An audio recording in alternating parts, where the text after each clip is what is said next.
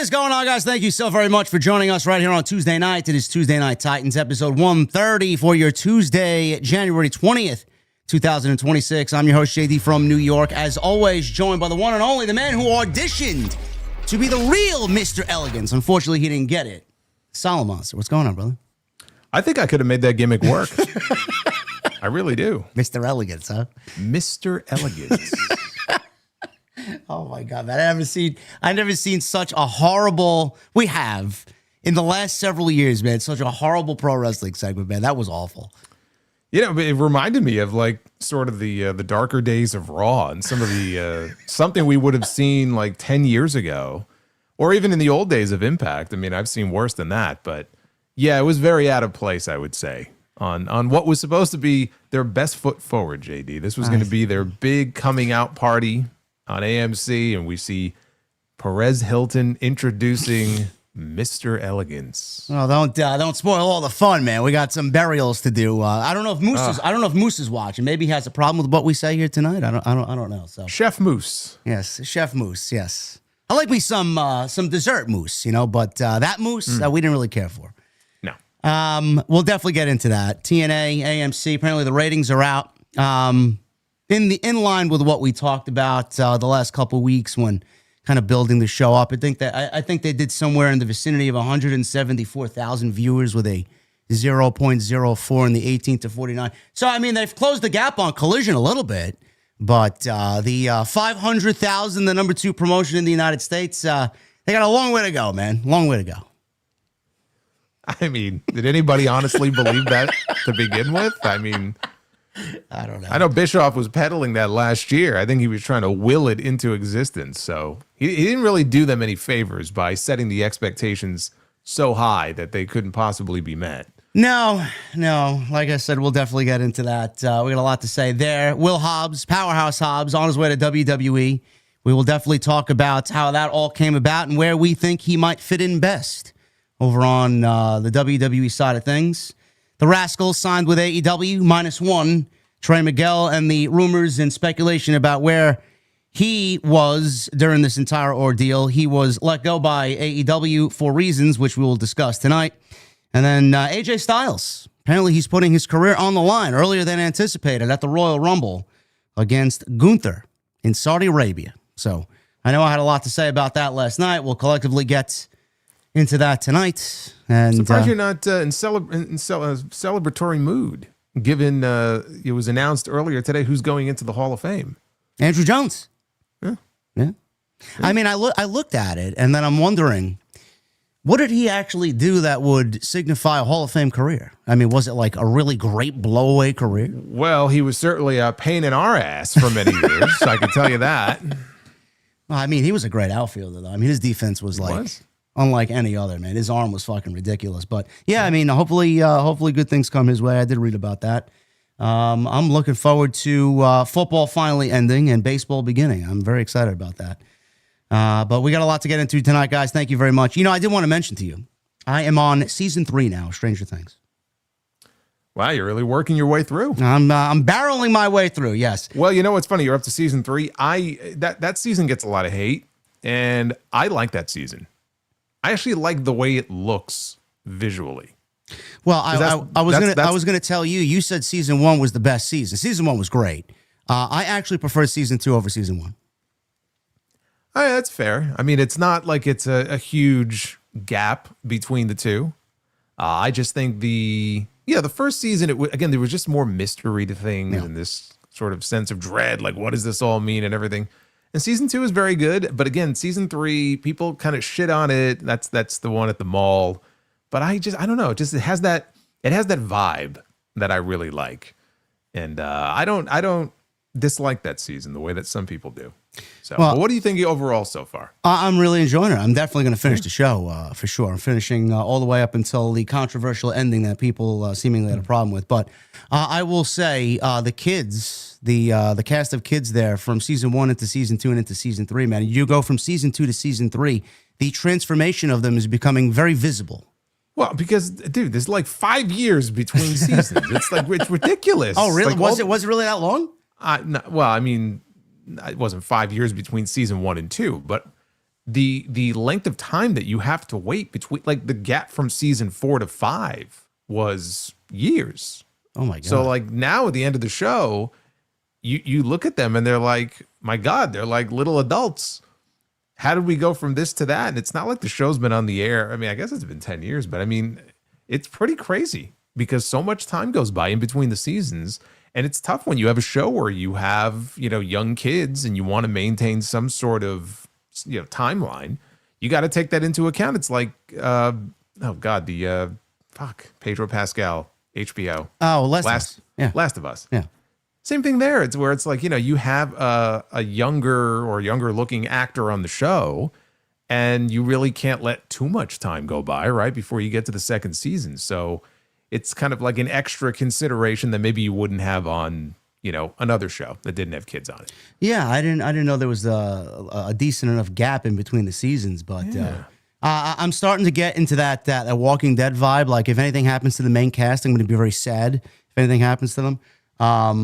I also felt like I hated Steve when he first got introduced, and I actually like Steve. He's one of my favorite characters now. And Billy, I don't know how you felt about Billy. I think Billy's character is great. Yeah, I mean, I find him kind of annoying. But yeah, no, maybe it's the whole heavy metal connection, man. He's listening to Metallica and some fucking Iron Maiden. Yeah, I feel like he'd be more up your alley. But I'm with you on Steve. The way his character evolves, I would say he's probably one of the more. He actually develops into one of the more, I think, likable ones to follow. All right, so I'm already through episode 1 of season 3, so I'll probably barrel through another 5 episodes or so on Thursday. So, yeah. Being that we got no Impact to watch because that's the last time I'm watching it this year. It's my promotion of the year, bro. I told you I'm not going to let that go. I'm going to hold that over you until the end of time. I got some apologies to make tonight. Holy shit, man! I got to take that. I got to rescind that fucking comment. Oh my goodness. Anyway, we'll get into that. But thank you guys very much for joining us here. Another great week last week. We had a 51-minute watch time. You guys are killing it every week. Thank you very much. We got some really cool stuff coming up. I'm working on a brand new limited drop for WrestleMania, t-shirt wise, merchandise wise. It's going to be really, really nice. It is going to be something you guys are going to definitely want to check out. So that's coming in the next several weeks. So look forward to that. And if you guys want to follow us on social media, you know where to find us. Everything you need is linked down below in the description. And please go and follow Jason on YouTube as well. He just hit 90,000 subscribers last night. So congratulations to him on that. 100,000 is on the horizon. I can see it. And that silver play button's on the horizon. That's right. Yeah. That's right. I can see it. It's within striking distance. Have you already made room on your wall next to your belt for the silver play button? Not yet. No. I do have my YouTube clapperboard that I received last year. So we'll make some space next to the clapperboard, and then in 4 or 5 years, when we get that silver play button, we'll have a little spot for it. It is very difficult to grow nowadays as far as subscribers. He's not even joking about it. It's a slog. Yeah, it is very slow. But you know what they tell me? The subscriber number doesn't really matter. It's one of the least important statistics now as a YouTube content creator. It's true. It's true. I mean, look, there are some really big YouTube channels in terms of like you look at what individual videos will do, and then you look at the subscriber count. It doesn't like you would never equate like the view count that some of the videos get to the subscriber count. So it really does come down to like the actual content that you're putting out. Yeah. Or as JD mentions every week, the audience retention. Yeah. It's one thing for people to click on your video. It's another thing for them to stick around and be interested in what you're saying. So like you learn over time that there are certain metrics that matter and there are certain metrics that don't. But still, you still want to go up. You don't want to go in the opposite direction. You want to make sure you're going up and not down. But no, I'm very happy about that. And I want to say thank you to everybody who is tuned in here and also subbed on the other channel. I appreciate it. There you go. That audience retention chat, if you guys want to be in the content creation space, that's the most important analytic that you can possibly build upon is the watch per viewer. Audience retention. YouTube loves when you maintain a long watch time on the platform. So a little tidbit there for you. If you guys want to support, super chats are always open. They will be open all stream. Get them on in. We'll hang out at the end of the show. Hit that thumbs up as well. Let's try for 750 likes tonight. And again, leave a comment down below. All that stuff helps us out within the YouTube algorithm. All right, man, guide us. Where are we going? What do you want to talk about? I kind of want to start with the total nonstop action that we had on. You mean the nonstop action where we had one match in 53 minutes? Huh? Total nonstop action, JD. Come on, it was nonstop on Thursday night.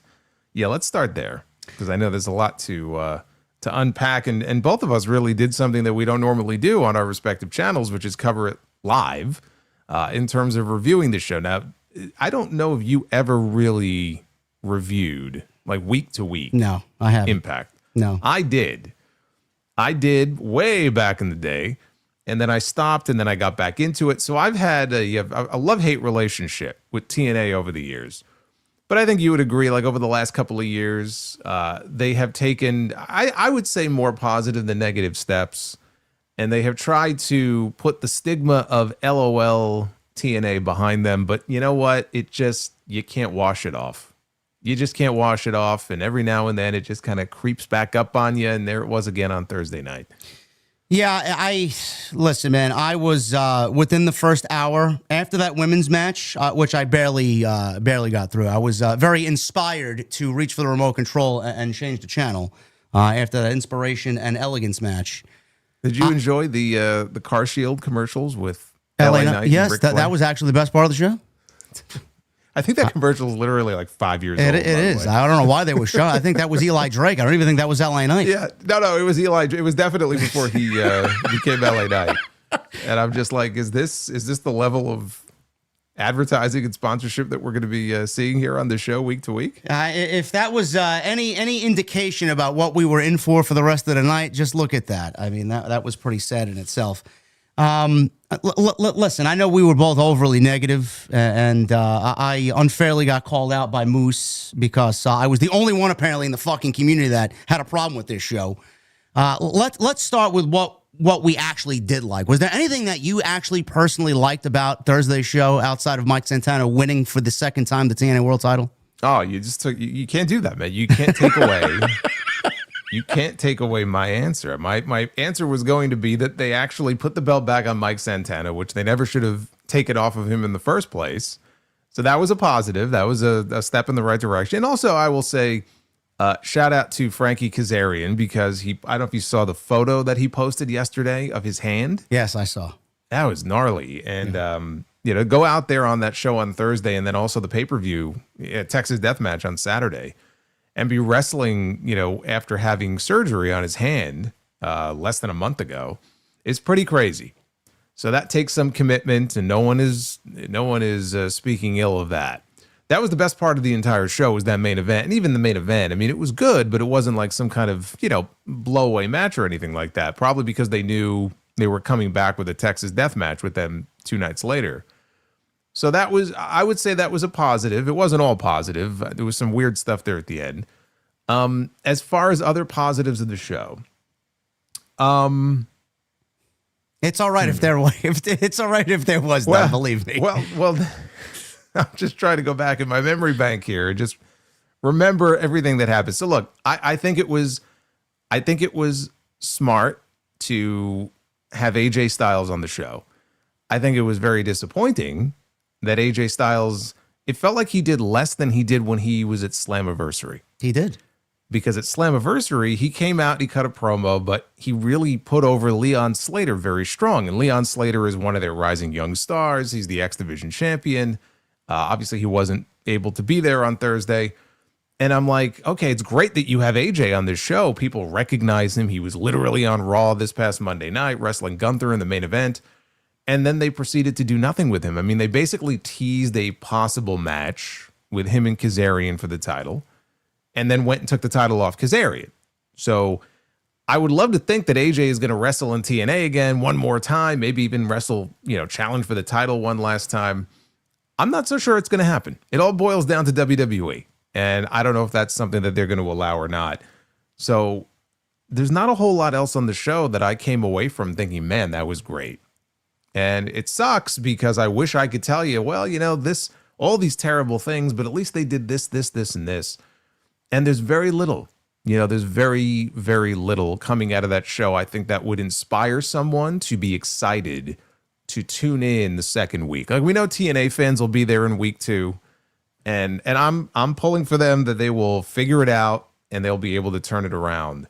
But I was stunned as a first effort that they would put that show together and think, okay, like, even if we were missing a couple of people because of visa issues, and they weren't missing that many people. No, but they ran with that as an excuse as They to did. why this show was so bad. I'm like, motherfucker, you want to use that as an excuse, but most of the show that you gave us went on minus Leon Slater and Myron Reed. So why yes. are you using that as an excuse? Yeah, Danny Luna was one other person, I think, who was affected by visa issues, and then Lance Storm, who doesn't wrestle for them. He works behind the scenes. So, yeah, I mean, I saw people mentioning that, and it's like, okay, yeah, there were visa issues, legitimate visa problems, but it's not like they were missing half the roster. Okay, so let's put that on the side. I was stunned that they actually had weeks and weeks and weeks to prepare for what was going to be one of the biggest, most important nights in the history of this company. And that's what they gave you. I was just appalled. I really was, because there was a lot of optimism going into the show that this was going to be the dawning of a new era. And what I came away with when I watched the show, I mean, there's a lot of things I came away with. We could talk about, you know, the production and this and that, but like, there were a couple of surprises in terms of like ex-WWE names that showed up. There were a lot of ex-WWE names that were on the show, and there just wasn't enough emphasis on the stars of TNA that you would hope that they would shine a spotlight on. Even though Leon Slater wasn't there wasn't enough of that. And the biggest thing was, when it was over, I didn't know what they're trying to be. Like, what is TNA trying to be? Are they trying to be like a diet version of WWE? Because that's how they came across watching this show. Bro, this was like a castaway version of NXT, basically. It was NXT style, whatever. You know, campy comedy, cringy segments, and well, I mean, very celebrity, WWE like, yeah. Dude, the emphasis on the stars are out, and then showing us the stars that are out at ringside to hear, you know, like, this is such a big deal. Let's show you all the stars that are here. And it was really just a couple of actors from the AMC show that they were promoting 4, 5, 6 different times throughout the night. Yeah, D-list Hollywood Row, yeah. But it just felt like, okay, this is what we see WWE do every single week. And they're doing it, but it came off as so low rent.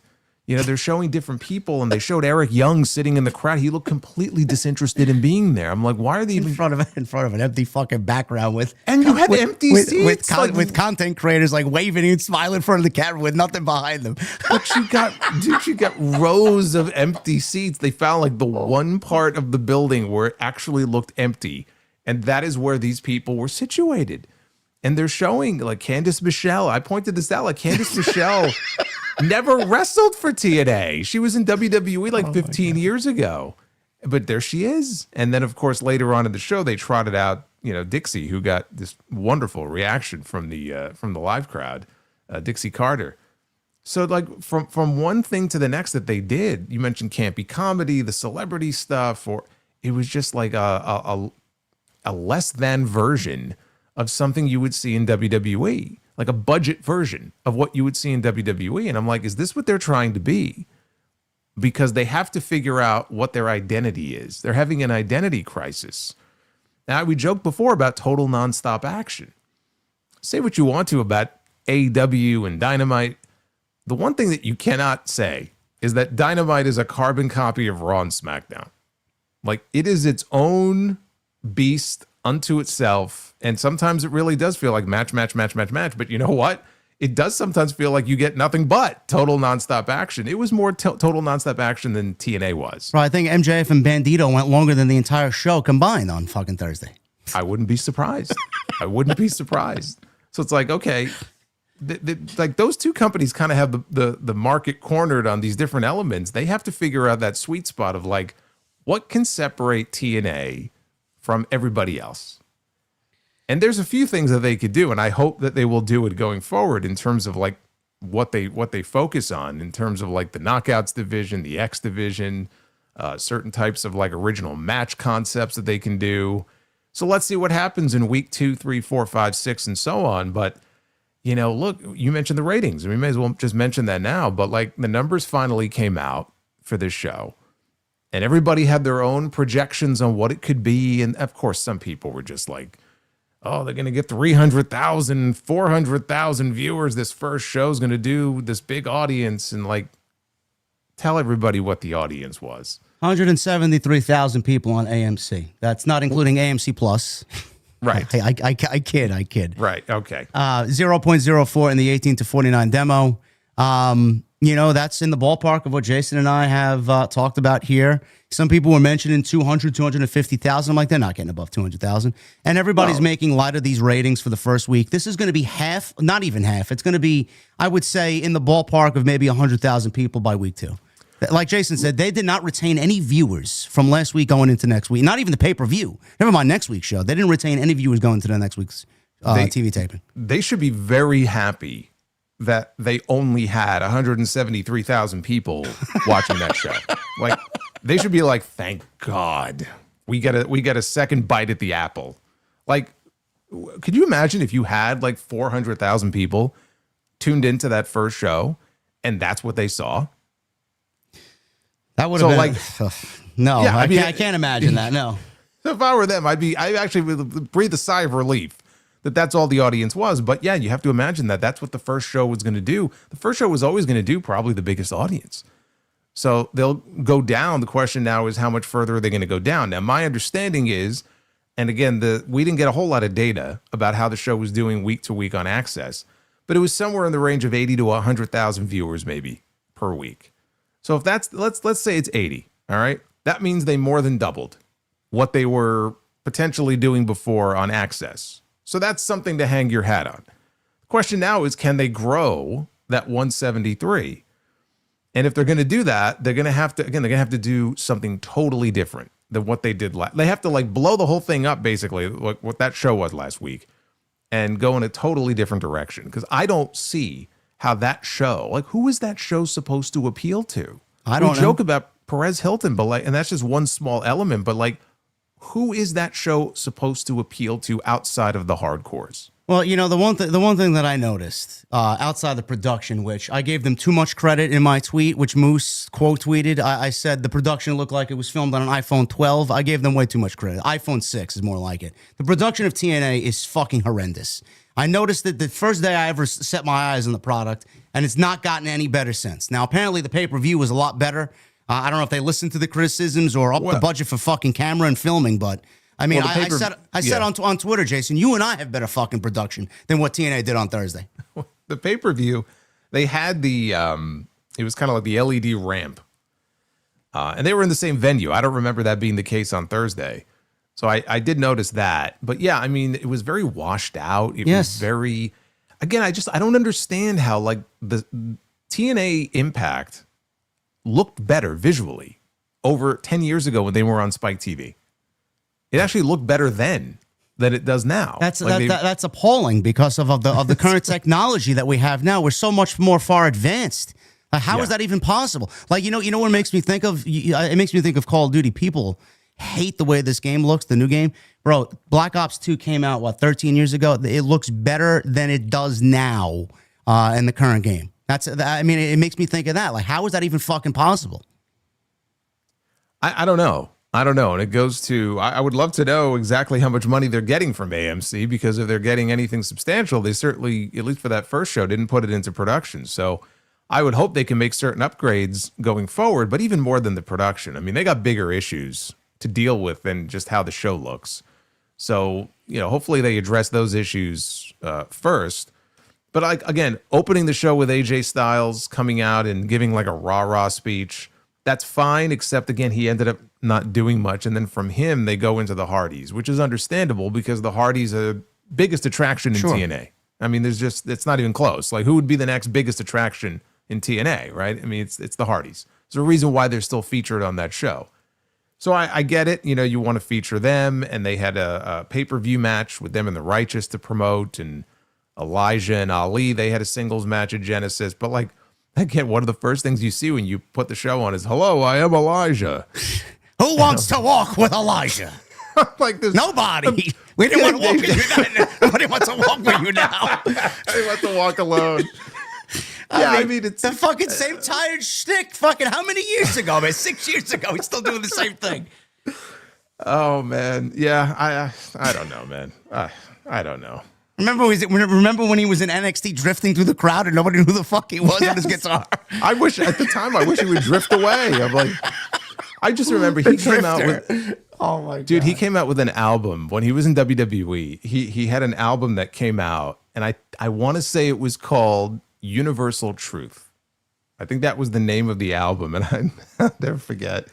I remember I was reviewing one of the pay-per-views, and I mentioned it. I go, yes, and then the announcers mentioned that Elias just had a new album come out called Universal Truth. Universal being one of the many titles that this man will never win because he was never featured in like a truly like meaningful way. Like he was a fine character on the show, but nobody ever looked at him and said, okay, this is like one of the top stars in the company. And it's like, okay, he's doing the same shtick now. You know, he's doing the same gimmick now. And, you know, it's not casting aspersions on his work or anything like that. But again, if you're tuning into the show, I don't know. I mean, I think there could have been maybe other faces that maybe should have been featured early on in the show in that spot. But we had 3 matches on the entire show. And like the women's match, this goes to what I mentioned before about the Knockouts division. You saw the video packages, right? They had really good video packages on the X division, on the Knockouts division.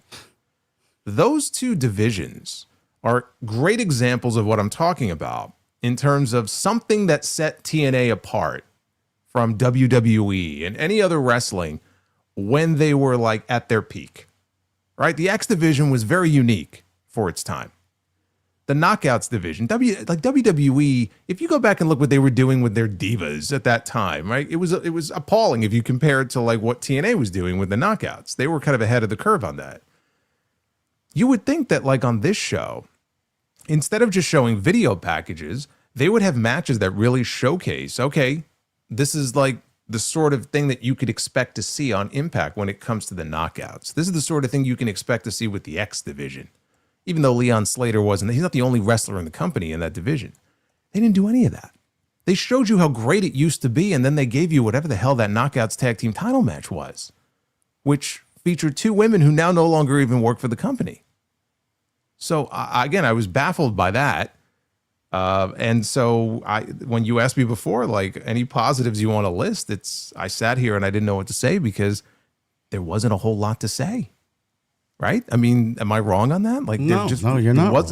There's not a lot to really sit here and highlight. There weren't a lot of highlights on that show. Well, I mean, why wasn't the X division featured in some sort of like big time match? Like, why was who actually exists in that women's division now that they could really feature outside their world champion, who is an NXT talent or WWE talent? It seems like everybody jumped over there, and the most recent champions were NXT women. They've lost a lot. They've lost a lot of people, so they have to kind of replenish the division. I don't know where Tessa was, right? I mean, say what you want about Tessa, but she is one of the more notable members. Probably of the biggest name they have there, honestly. She wasn't on the show, but still, like you can't tell me that there wasn't something that you could come up with that did a better job of really showcasing the best of what it is that you have to offer. Because if that's the best of what you have to offer, then you're going to be in a lot of trouble going forward. Well, they did video packages on the X division, and they highlighted people who aren't even working there anymore and working for other promotions, Samoa Joe and fucking all these other guys. Yes. Yeah, it's like, why are you showing me? Well, if you're a new viewer, why do you care about what the division used to be 10 years ago, 15 years ago? Show me what you got now. No, but that's fine. I don't have an issue with them having the video packages, but then follow that video package with a strong X division match. Sure. Show the Knockouts video package. Follow that with a strong Knockouts match. They didn't do that. They didn't do any of that. They gave what they gave us was horrendous as far as again the skit and everything else. Mr. Elegance and all this other fucking nonsense. I'm like, there may be a time and a place for that, but this night on this show of all places. Well, I mean, outside of the production, what we talked about here as far as the talent and the lack of X Division, AJ Styles having 3-minute rah-rah Dax Harwood AW speech to start fucking TNA on Thursday. No. Oh, dude, you're missing the best part. So in his promo, he says, I'm going to keep this short because we got a lot of wrestling to do tonight. Sure. And I'm like, oh, boy. And then we got 3 fucking matches on the entire show. Well, the opening match lasted 8 minutes. I don't want to even constitute the women's match as a wrestling match. It was fucking terrible. Capital T there. And then, like Jason said, the Iconics aren't even part of the fucking company anymore. They're gone. Who knows where they're going to end up? And Mike Santana and Frankie Kazarian went 16 minutes. It was the longest thing on the show. So that was basically all she wrote for TNA. But I'm hoping that a lot of what they did on Thursday could be now put in the rearview mirror, and they can focus on what they really need to. Like we said, I don't know who the show was really aimed at. I don't know what they were going for. A WWE light version of NXT. That's what they were going for. They even put the fucking producer credits at the end. Tommy Dreamer, executive producer, and fucking whoever, Delirious, whoever else. I wouldn't want my name attached to that show. I'm like, holy shit. I'm like, bro, you want to be Triple H and Lee Fitting, huh? No, please. So they did that.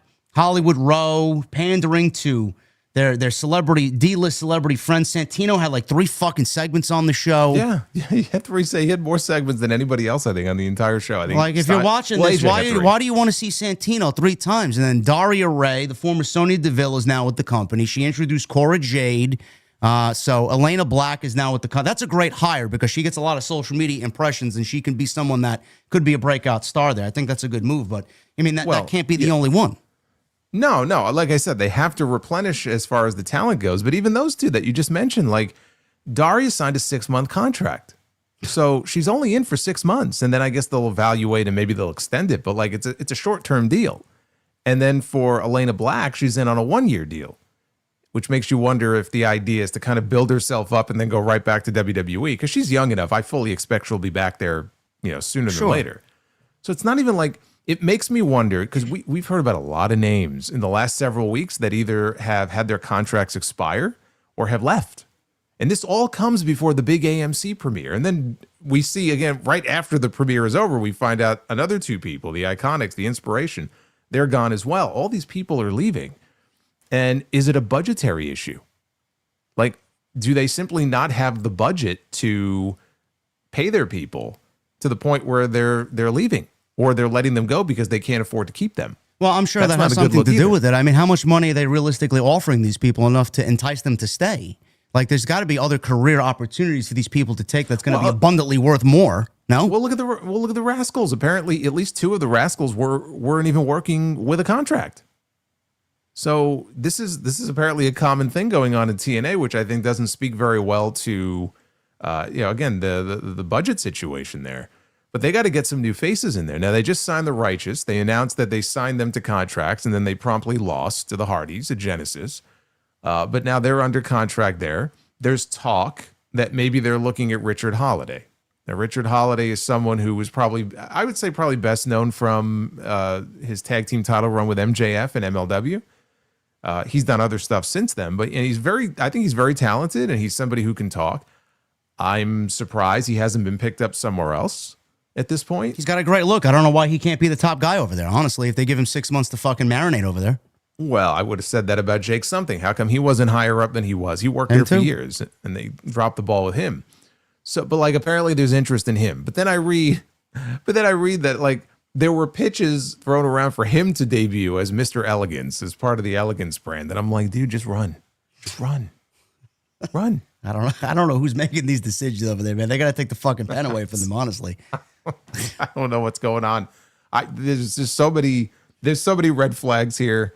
It's unbelievable. It really is. You know, and it makes you wonder too. It's like who's doing the scouting for TNA? Who's doing the internal look at the indies for TNA? Whatever it may be. Because then you had Jordan Oliver and Alec Price get offered AEW contracts courtesy of MJF through Tony Khan when he worked at the Limitless show over the past weekend. Why wasn't there a pitch made or an effort made to go sign guys like that are obviously at a point where they should be on TV and getting their shit in?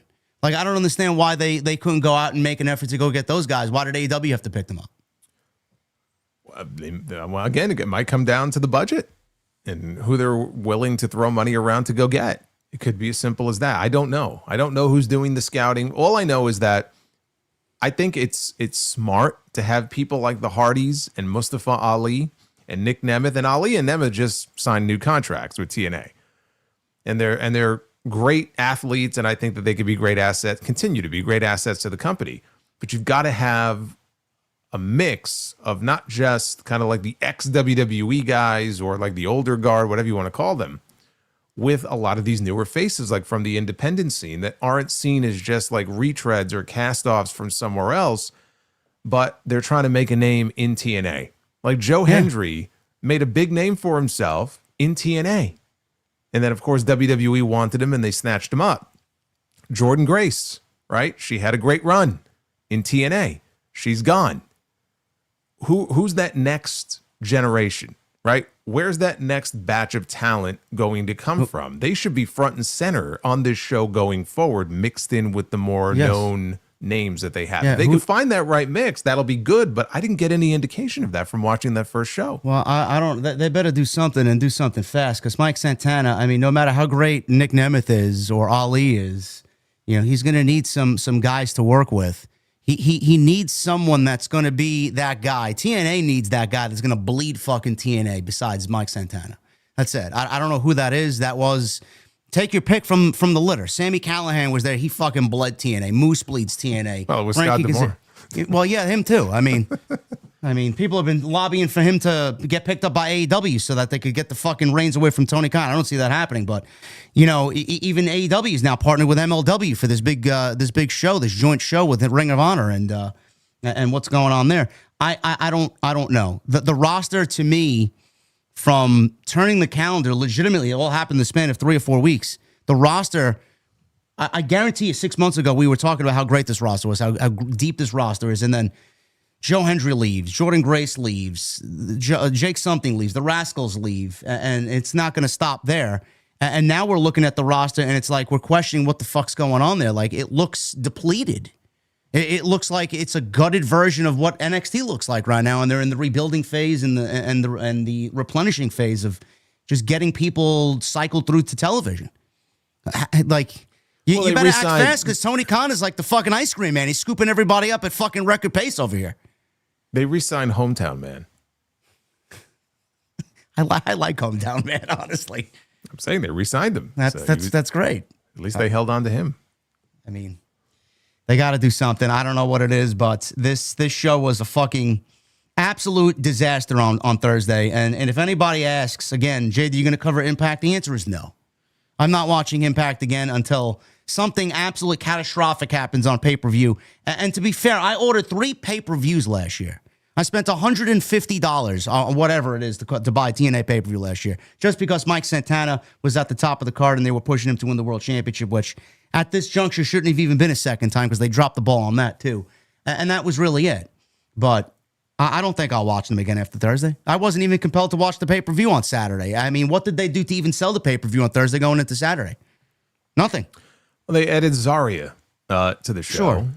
Sure. Because Danny Luna was unavailable, so we had Zarya wrestling for the Knockouts Championship. We had Nick Nemeth as the referee for the Texas Death Match, with the idea that maybe he's going to call his shot, which he tried to do after the match, and then he got knocked out. So now this will be the storyline going forward, where he has that call your shot trophy. He's going to kind of hang that over Santana's head, I guess, going forward. It's like Money in the Bank with Dolph Ziggler all over again. So I guess we'll see where that goes. But yeah, I don't know. It was a disaster, folks. That's all I know. So that was TNA. The Inspiration Jason mentioned, they are leaving the company. The former Iconics, Billy Kay and Peyton Royce. They may end up back in WWE for all I know, because they're all of a sudden very high on tag team wrestling. I don't think their style or their wrestling capabilities would fit in AEW. So if WWE wants to bring them in, I could see them landing there, being that Sean Spears is there and Peyton Royce's wife. You know, I could see that being the case there. But outside that, I'm not interested in seeing them land anywhere. I thought what they did was terrible on Thursday. The Perez Hilton stuff was. I seen people talking about this. I don't think I've seen enough people making us think about this. I don't know. I mean, you look at his Twitter, Jason. I think whatever he tweeted got maybe like 5-6 likes the night of he was tweeting during the show. Like, how did anybody look at that as like, yeah, this is the social media influence that we need to push tonight's program? And we talked about it. We tried to figure out for 10 minutes what the fucking what made this guy relevant last week. He has 2 Instagram pages with like 1 million combined subscribers, and then he did nothing for the overall rating. 173,000 people. Thanks, Perez Hilton. And not one single person watched because of him. Whatever they paid him, it was too much. They flushed that fucking money down the toilet. Holy shit. Anyway, that was TNA. Jeff Hardy apparently is working banged up. Jeff Hardy recently revealed that he's been wrestling with 2 bulging discs in his neck since October. This is something that his brother Matt talked about and provided some detailed information on. He explained that while there is improvement, the road to recovery is not a quick one. And he noted that they are actively consulting medical professionals to find the best course of action to manage the pain and correct the issue without invasive measures. He's feeling better. It's a very slow process, Matt Hardy says. We're actually going to talk to some of the doctors, and a special person is coming in to discuss the best way to ease the pain. Can you manipulate the discs? They aren't tripping too bad, and they've gotten better. He's doing things that he can do right now. I don't even want to think about them losing Jeff Hardy, bro, because if they lose Jeff and the combined Jeff and Matt, push that they are giving TNA, I don't even want to know where TNA would be without the Hardys right now. I don't know if Matt can do it all on his own, man. I really can't. Yeah, I mean, look, it's tough. And then again, they're doing stuff independently as well. And so not just in TNA, because, yeah, their stock is still very high right now. They're still in high demand. So you would hope that maybe he could sort of, to the best that he can, take it easy, I guess. I mean, it's being in a tag team makes it a little bit more doable, I guess, to do that. But you're still in the ring taking bumps and traveling. So hopefully he can just figure out a way to manage it, because like you said, if they were to lose the Hardys as like a collective unit for any length of time, especially now that they're on AMC, just debuted on the new network, it would be terrible timing for TNA. And I have to mention this because it was something that was aimed towards me on Thursday unfairly, because I was not the only one that critically shit on their show, but apparently what I said ruffled someone's feathers there. Moose, He actually replied to my production tweet where I mentioned that the show looked terrible and the sound looked terrible. And I mean, with their new TV deal, you would think that they would at least up the budget and up the look of the show, the feel of the show, instead of looking like it's filmed on a fucking iPhone. So he goes and says, I've learned that Twitter/X shows you people's real life misery by the things they tweet. If you're always negative, you're probably very miserable. If you're positive, you're probably at a great place in life. And then he goes on to tell me, no disrespect at all, but criticism should only come from people who were experts in the same field we are in. It shouldn't come from a fan. It shouldn't come from a guy who just decided one day to start a podcast. And it shouldn't come from a guy named JD from NY, just my humble opinion. So clearly when I got back at him, I said, basically, you're telling me pro wrestlers can only critique pro wrestlers. By that logic, fans shouldn't critique movies unless they're directors, food unless they're chefs, or music unless they're musicians. Like, I don't really understand this logic. This is an old way of thinking that I have to be in the field of professional wrestling. I have to be a wrestler to be able to critique pro wrestling. I never understood that logic. Like, Moose was basically ousted on social media by TC from WrestleVotes because Moose was exposed for complaining about something Shannon Sharp said in a sports-related tweet, and he's complaining to Shannon Sharp. So, Moose, you're not a sports analyst. Why are you complaining about sports analytics and people's tweets? So I don't really understand that. Yeah. Well, why is he being so negative? I don't know. I mean, I don't understand why I tweet negatively about pro wrestling, why everybody thinks that I'm a miserable person in life. Does my entire life revolve around pro wrestling? Look, it was a very stupid thing for him to say. And what it boils down to is I think it comes down to a certain level of kind of insecurity when it comes to criticism, but also look, there were people there, I'm sure, who recognized this was not a great show. on Thursday. I'm sure there was a lot of excitement coming into it, and they're all part of the same team, and they want to see the team and their teammates do well. And when it doesn't go as well as you would hope, it stings, especially when you feel like everybody is ganging up on you. So I can understand that there's going to be certain people, maybe their first instinct is to lash out, right? At the low-hanging fruit of people that, are saying bad things about the show. I don't believe you said anything personal towards him in a negative fashion. No, I've had personal conversations with him in the DMs about the product, and he's been very respectful to me. Yeah, so to me, that's what it comes off as. Just like there were a lot of people who shared those same opinions. And it's like the mob coming after you with the pitchforks and the torches. And so your instinct is to just sort of lash out and fight back. And this notion that unless you're at the highest level of the industry that we are in, then you can have an opinion. I think what he said is you can have an opinion, but basically you just can't voice that opinion. I can have an opinion, but I can't until I run a successful pro wrestling company. Or wrestled in the highest level in the business. Even if you're a chef, like unless you're Bobby Flay, anybody else, I guess, wouldn't qualify because they're not at the highest levels of the industry that they're in. The restaurant example is the best example, but my God, dude, you can come up with a billion different examples. Movie critics, sports talk radio. Like, let's not pretend this doesn't exist in other industries, other sports, other forms of entertainment. And what I said on my end is, like, I guarantee you that coming out of that show, Moose had a match on Thursday, and there was somebody who tweeted him and said, man, that was a great match that you had, right? Like, of course, he'll be dude, it'll be so quick, the thank you or the fist bump emoji or something, right? Like, oh, thanks, man. Like, but if it's anything else other than an affirmation of how, great or how positive something was, the instinct is to lash out. And the idea that you're not allowed to voice whatever your opinion is because you're not a wrestler or you're not a wrestler at the highest level is obvious. I mean, it's obviously nonsense, and it just makes him look so bad. He was trying to defend TNA, but in doing so, I think he just made the situation so much worse. Beyond the criticisms people had of the show, they had a lot of criticisms about what he had to say. I'm sure there's a lot of wrestlers out there who probably wouldn't agree with him, and there's some who would. I'm sure he's not the only one who has that opinion, but it's a very stupid thing to say.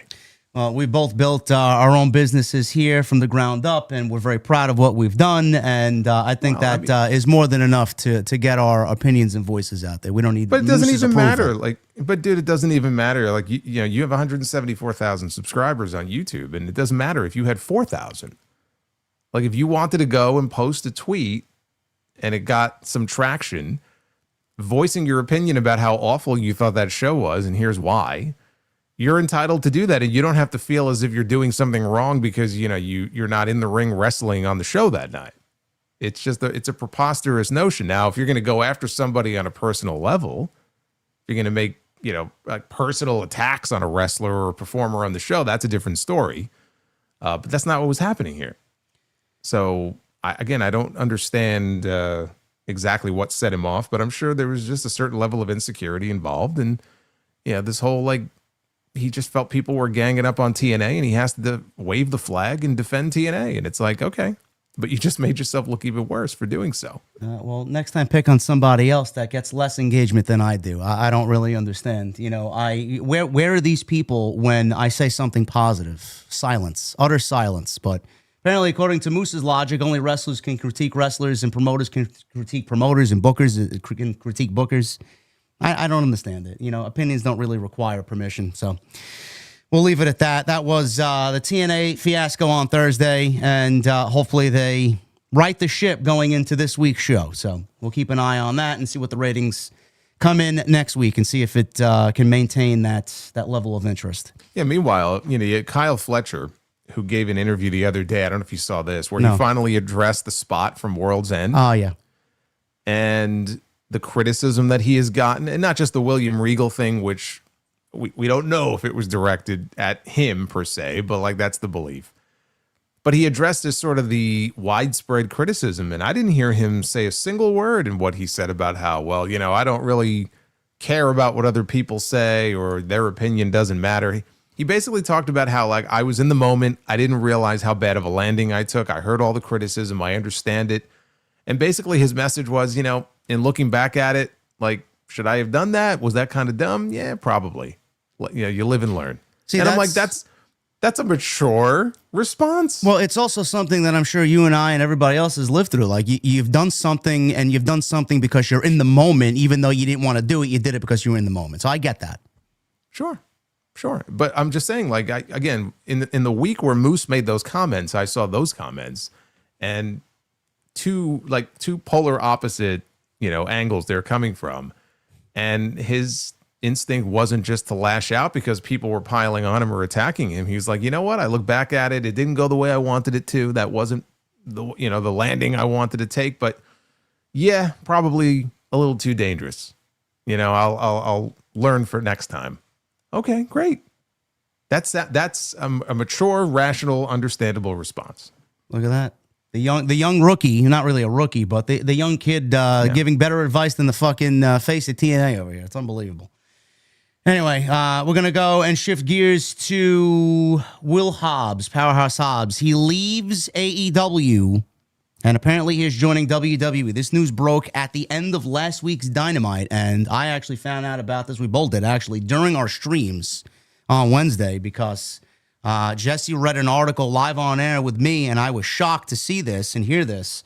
And I didn't really have any indication outside of what Meltzer had talked about a week prior that WWE had maintained some level of interest in Powerhouse Hobbs. And all of a sudden, his contract was up at the end of last week's taping, and now he is officially gone and off the roster page. He's on the move.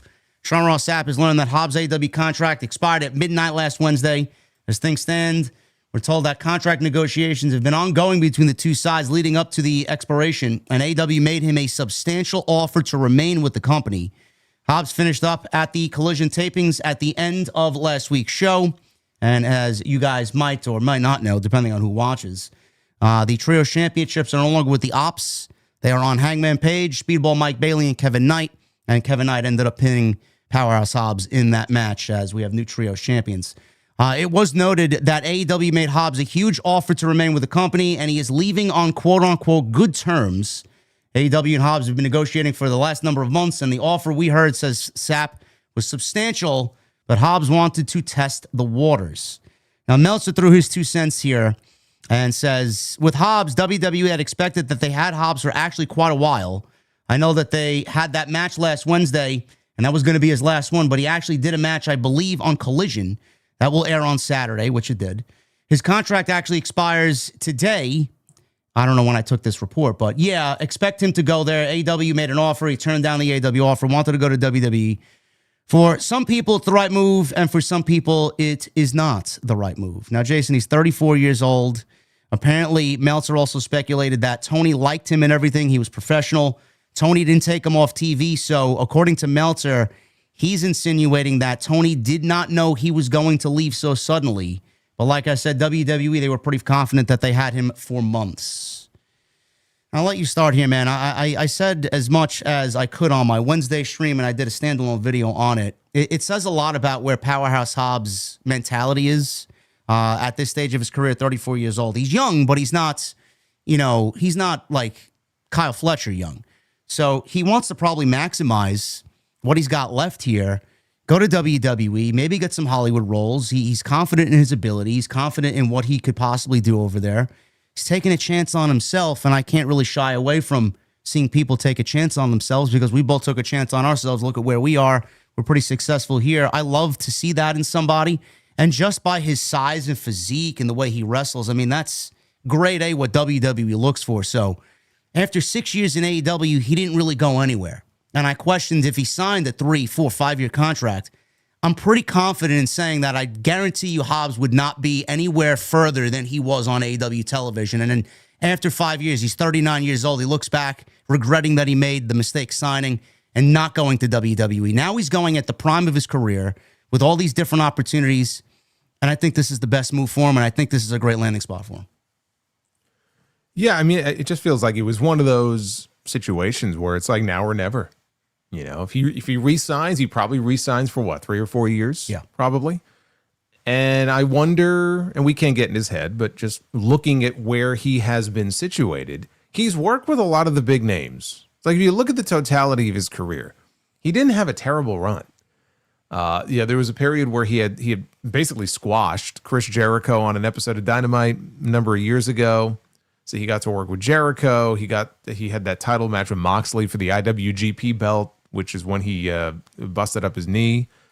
And that really killed his momentum, and that took him away for about 6 or 7 months. And I don't really think he ever really quite got back to that level. And I always wonder, like, what would his push have looked like if he didn't get hurt? We'll never know. But he held the TNT title, not for very long. I think it was a little over a month. He was part of so many factions, dude. Yeah. You know how many factions he was a part of? 4. The 4 different groups. Team Taz, right? He was Team part of yeah. the Ops. He was part of QTV, and he was part of The Callis family. I'm trying to think when he was in the Callis family. When was he in the Callis family? He was in the Team Taz came first, and then it was QT's crew, which is when he held the TNT title. Yeah.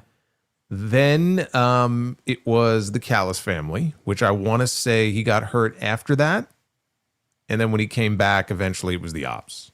So I think order-wise, I think that was the order that it went in. But yeah, it's I almost forgot about it myself. But yeah, no, four different factions he was a part of in this company. And even still, again, he I wouldn't say faded into the background to the point like some guys do where, okay, he wasn't really being used. They tried to do some stuff with him, but you never really got the impression that Tony was prepared to sort of go all the way with him. It felt like he had a ceiling there. Yeah. And he probably felt the same way. So he's like, well, in his mind, he may have been, this is my shot here to take a chance on myself and, different environment, different people to work with. And he's seen other people leave AEW and go and find different levels of success in WWE. Not everybody's going to go there and be Cody Rhodes. Ricky Starks, look, the jury is still out on Ricky Saints in NXT. He's still down there. He hasn't been called up yet. Same thing with Mariah May. But I don't fault him for wanting to, take a chance and try something different because he felt like this might be as good as it gets for me in AEW. I didn't get the impression that he was on the cusp of some sort of huge push. But I also can't sit here and say that Tony didn't do anything with him. Tony, there are plenty of people where Tony Khan, we could look at and go, man, they should have done more with this guy. He was not really doing much of anything, or he got benched. We haven't seen him on TV in weeks and weeks. Where did he disappear to? Hobbs at least was consistently on TV. He wrestled Hangman in that Falls Count Anywhere match a few weeks ago. He was in the Lights Out match 2 weeks ago. He's been doing different things, but Is that as good as it was going to get for him in AEW? Probably. So I don't know if he's going to be a main event player in WWE. Nobody knows. He doesn't know. But he's taken that chance that, you know what? It's not just about the money. Because if Tony was upping the offer and offering him a shitload of money, we know it's not just the money. If it was purely financial, then he would have just stayed. I don't know how much money he's getting from WWE, if it's less, if it's significantly less, if it's more, we don't know. The belief from what I'm seeing is that there are people in WWE who believe that he is now under contract, although I haven't seen that confirmed anywhere. But I think he'll do well because he does have a certain look. I don't think he'll keep the Powerhouse name necessarily. I'm sure they're going to change his name. But I just feel like he is someone who should be able to do well as long as he can stay healthy. The knee thing I think was a fluky thing. I don't really know. I mean, has he had a lot of other significant injuries beyond the No, it was just that knee knee injury that kept him out for, I think it was like 7-8 months they kept him out, no? It was like 6 or 7 months. Yeah. And again, I remember that match. He like charged into the corner and I think he just like his knee hit the turnbuckle and just like, again, it was just one of those fluky things. So I don't think he has like a reputation for being injury prone or anything like that. So as long as he can stay healthy, look, I think he can contribute. Now, my attitude when I first heard about this was, look at what they're doing with NXT. Yeah. They are raiding NXT. Yep. And Shawn Michaels is going to need people down there. And look, Ricky is still down there. So like, what a great spot for him to start in NXT.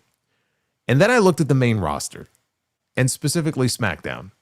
And I was curious. I said, let me take a look at the babyface and the heel side of things on the SmackDown side, and they got lots of baby faces on SmackDown. They have next to no heels on that show. They have Drew McIntyre, they have Aleister Black, and I think maybe 2 other people. Trick Williams. That's Trick it. Williams, yep. That's it. So I'm looking at this and I'm going, man, there's an opportunity here for him to, like, right out of the gate, be put in a position to do really well, because there's a need at the moment for heels on SmackDown, especially if they're sending Oba to Raw. I'm looking at this and I'm going, if you know what, if they wanted to debut him in the Royal Rumble and vault him right to the main roster, SmackDown could use some heels right now. I think that'd be a great place for him. Yeah, I agree on the brand. I don't know, would he be, in your eyes, what's best for him? A solo run or kind of tagged along with somebody else? Because I was thinking, and I was discussing this with somebody today, what's the best use of Powerhouse Hobbs? My first thought is NXT. He's like the biggest fish down there. NXT world title on day one. And he's that guy that fills the missing Obafemi spot down there. You can maybe call up a Ricky or an Ethan Page who are absolutely ready to get called up.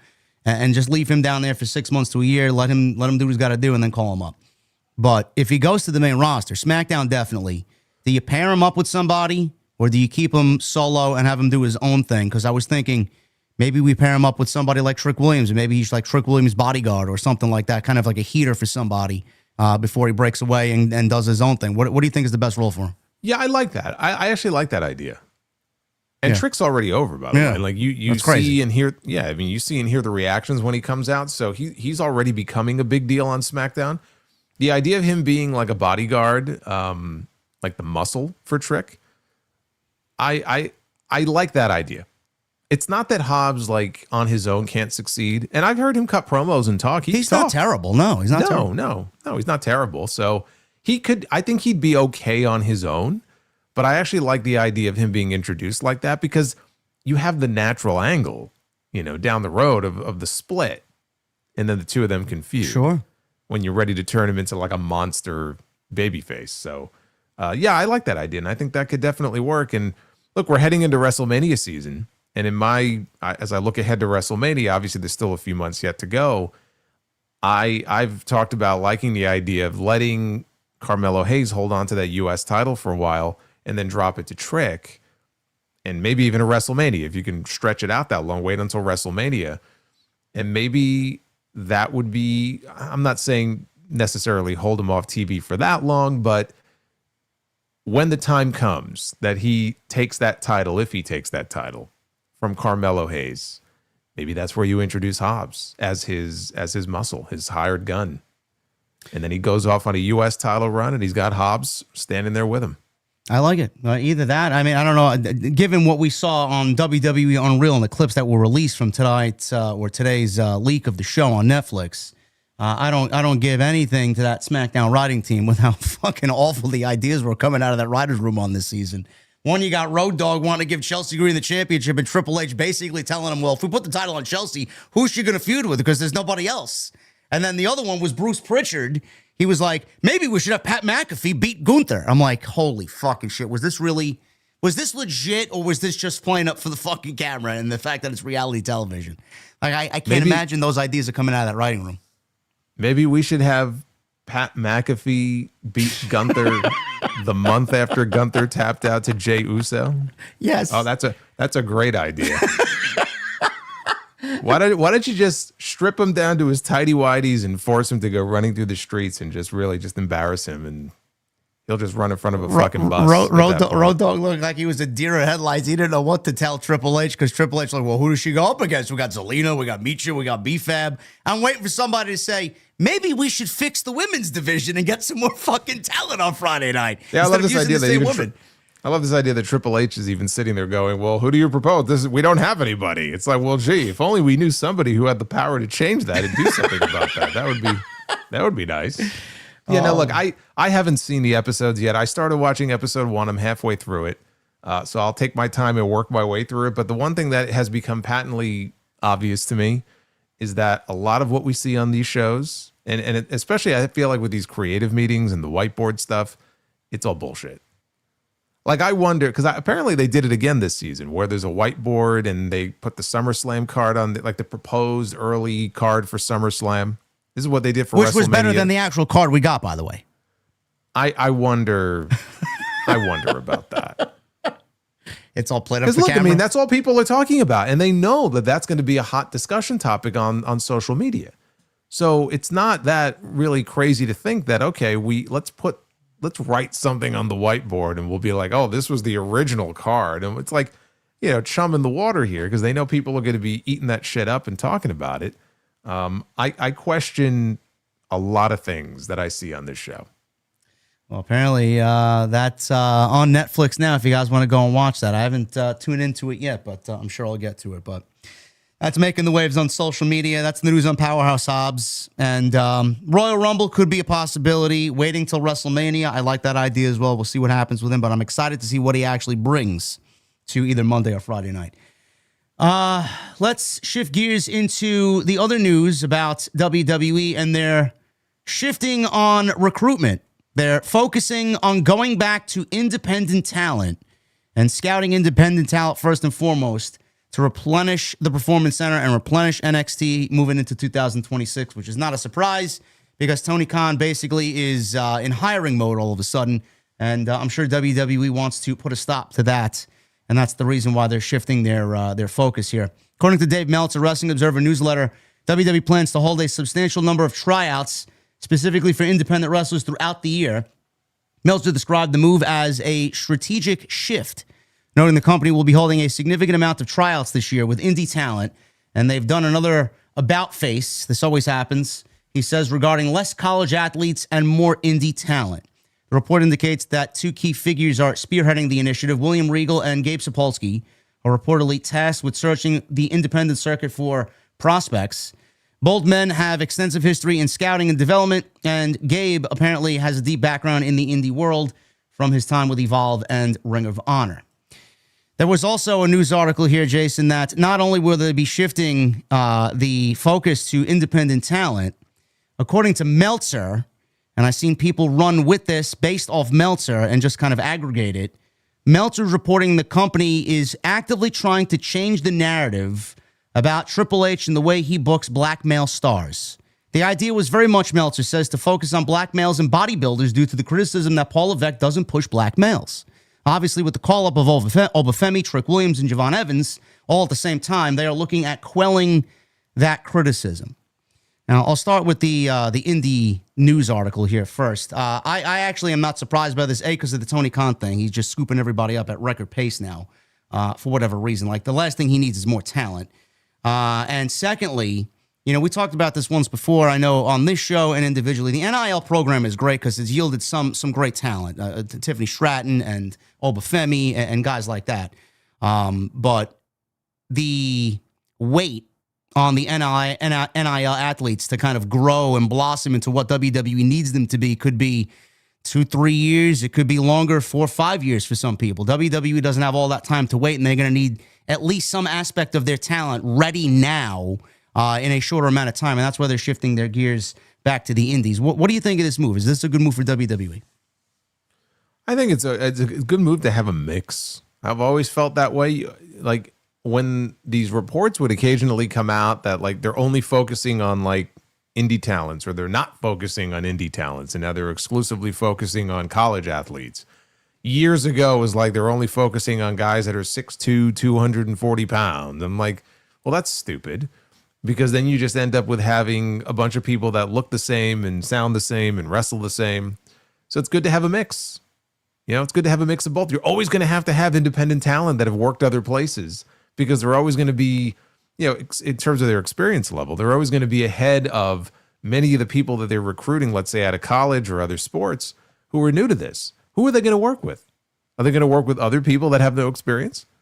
Right? They have to work with people that are better than them in order to get better.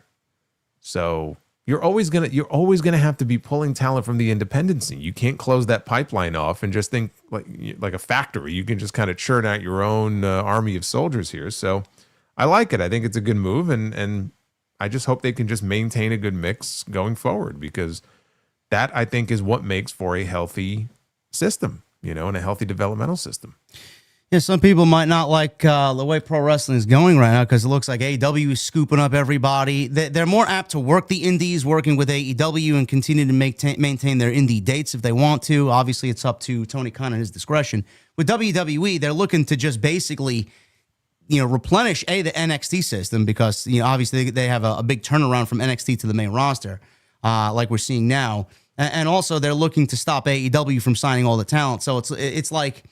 Both companies have their initiatives and their narratives, and it's like they want to deplete the indies without actually caring about the indies, and they're trying to stop one from taking from the other, Well, Finn Balor was on Cody Rhodes' podcast, and he said, he just basically said out loud what a lot of people already believed, which is that NXT UK killed the UK scene for years. Yeah. And only now is it starting to recover. But that was the fear and the concern of a lot of people at that time. That they're just going to come in, they're going to take over, they're going to take who they want, and they're just going to, and what was really at the time a pretty thriving scene, I would argue it wasn't just WWE that ultimately kind of killed off that system. If you remember the whole speaking out movement, there were a lot of UK talents that got wrapped up in that. Yes. So that kind of did them in also. They shot themselves in the foot. But yeah, so Finn Balor, I think made a very good point, but one that a lot of people have been saying for a very long time. Which makes me wonder why they put the stop on NXT Europe or whatever they were doing over there, or had plans to do that takeover of Europe, because maybe they realized that they did too much damage themselves to the European independent scene, and they're waiting for it to replenish for them to only kill it again. Yeah, I'm sure they're like, oh fuck, what have we done? we fucked up here. Yeah, I'm sure that was part of it. It's like with TNA right now, like this partnership that they have for them, they don't have to outright own TNA. Like the current arrangement they have is perfect because they have this working relationship. There's a lot of talent that TNA has had already that they've taken. And if nothing else, as TNA brings new talent, let's just say like a Richard Holiday, we mentioned him before. And let's say he actually went to TNA, right, and signed a contract with them. And WWE is going to be paying very close attention to how he does in TNA. And a year from now, if they're like, shit, we want Richard Holiday. Well, guess what? They got a pipeline to him, right? Yeah. Because they already have the working relationship. It's like they have this ID program. So the ID program is intended to help independent, wrestlers. And supposedly they were providing a stipend. And I don't know what's fact or fiction anymore with the ID program. But what do you think the real purpose and intent of that program is? It's so they could put their badge, their stamp on somebody. It's like the right of first refusal. So they could go out and work independence, but they basically have first dibs on that person if they eventually want to sign them to an actual contract. Yeah. So that way they can't just go to an AEW and there have been a bunch of people, by the way, that have, kind of rescinded their ID designations. Zeta Steele just signed with AEW, and I don't know if she was the first or one of the first, but she was a WWE ID talent, and she wasn't anymore. And now she's under contract to Tony Khan. Yeah. But that really is that's the purpose of that program, let's be honest. So they can kind of pick and choose and pick off the independent talents that they want. And Tony Khan knows that. That's why he signed her so quickly. Sure. I don't know what's going on there. He has signed a lot of people. It's very bizarre. That's the last thing he needs. He doesn't need any more talent. He's not even using 60% of his roster. It makes me wonder, though, if there's a reason for it. And the first thing I thought of was Ring of Honor. Is there something going on with Ring of Honor that we don't know about yet?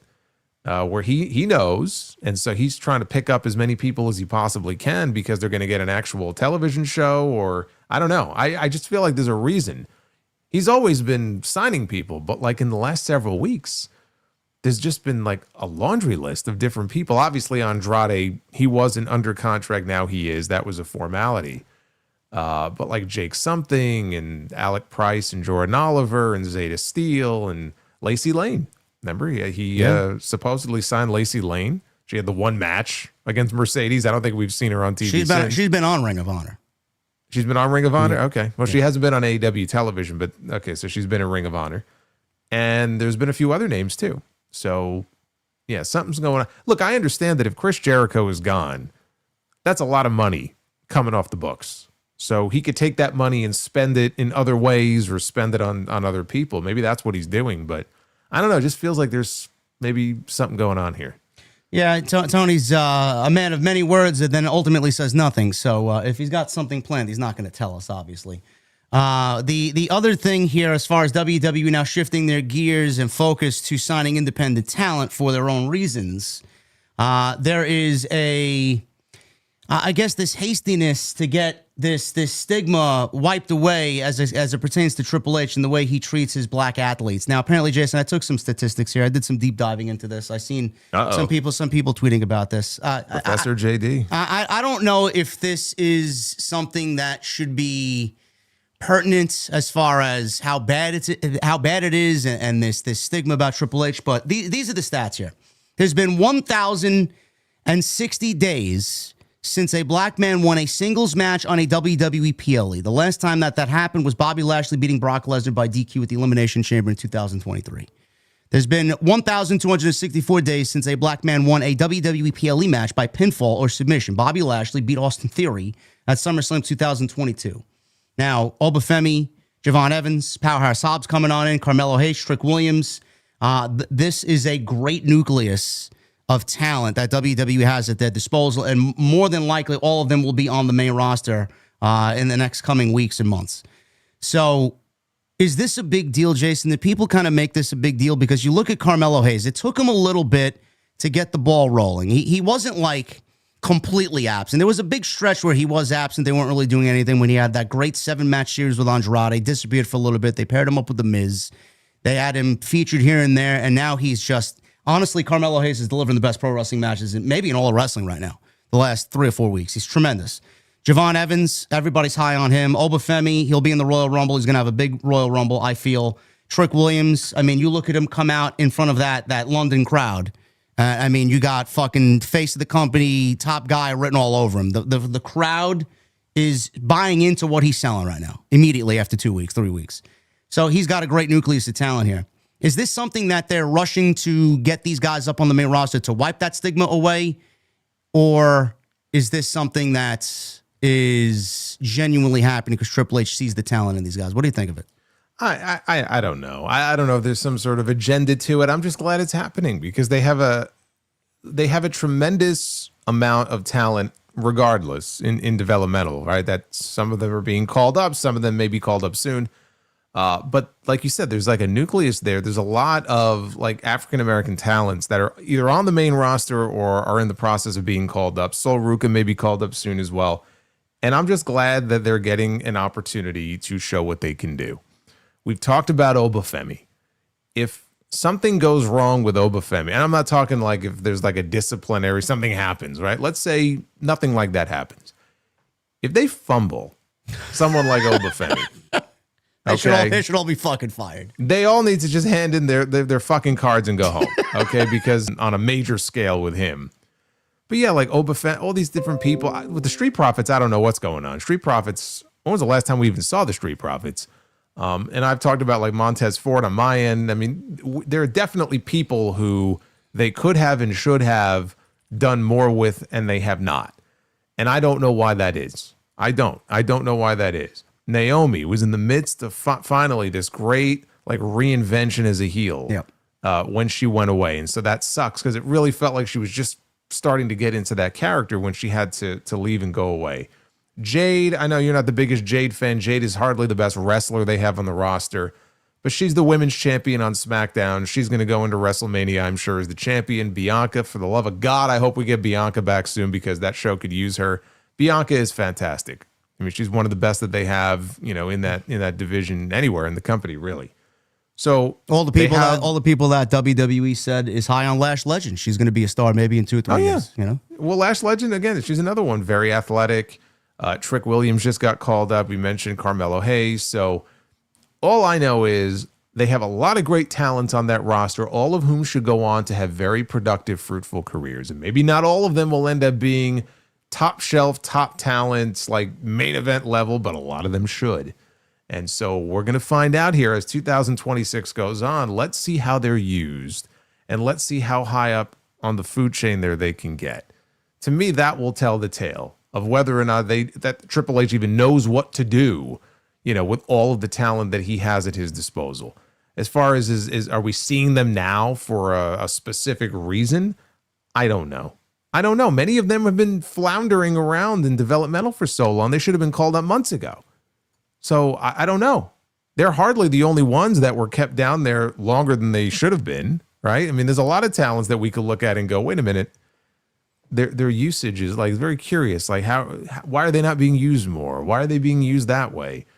I'm just glad that we're finally seeing them find success on the main roster, especially Carmelo Hayes, because my God, yeah, he's tremendous. When he came up, I'm the #1 draft pick. And dude, they booked him like anything but for over a year. And I saw him go in the way of Austin Theory. Yeah. Now, Austin Theory, he may not be black, but he's one who was getting a push for a while. And then I don't know what the fuck happened. And boy, did he go nowhere.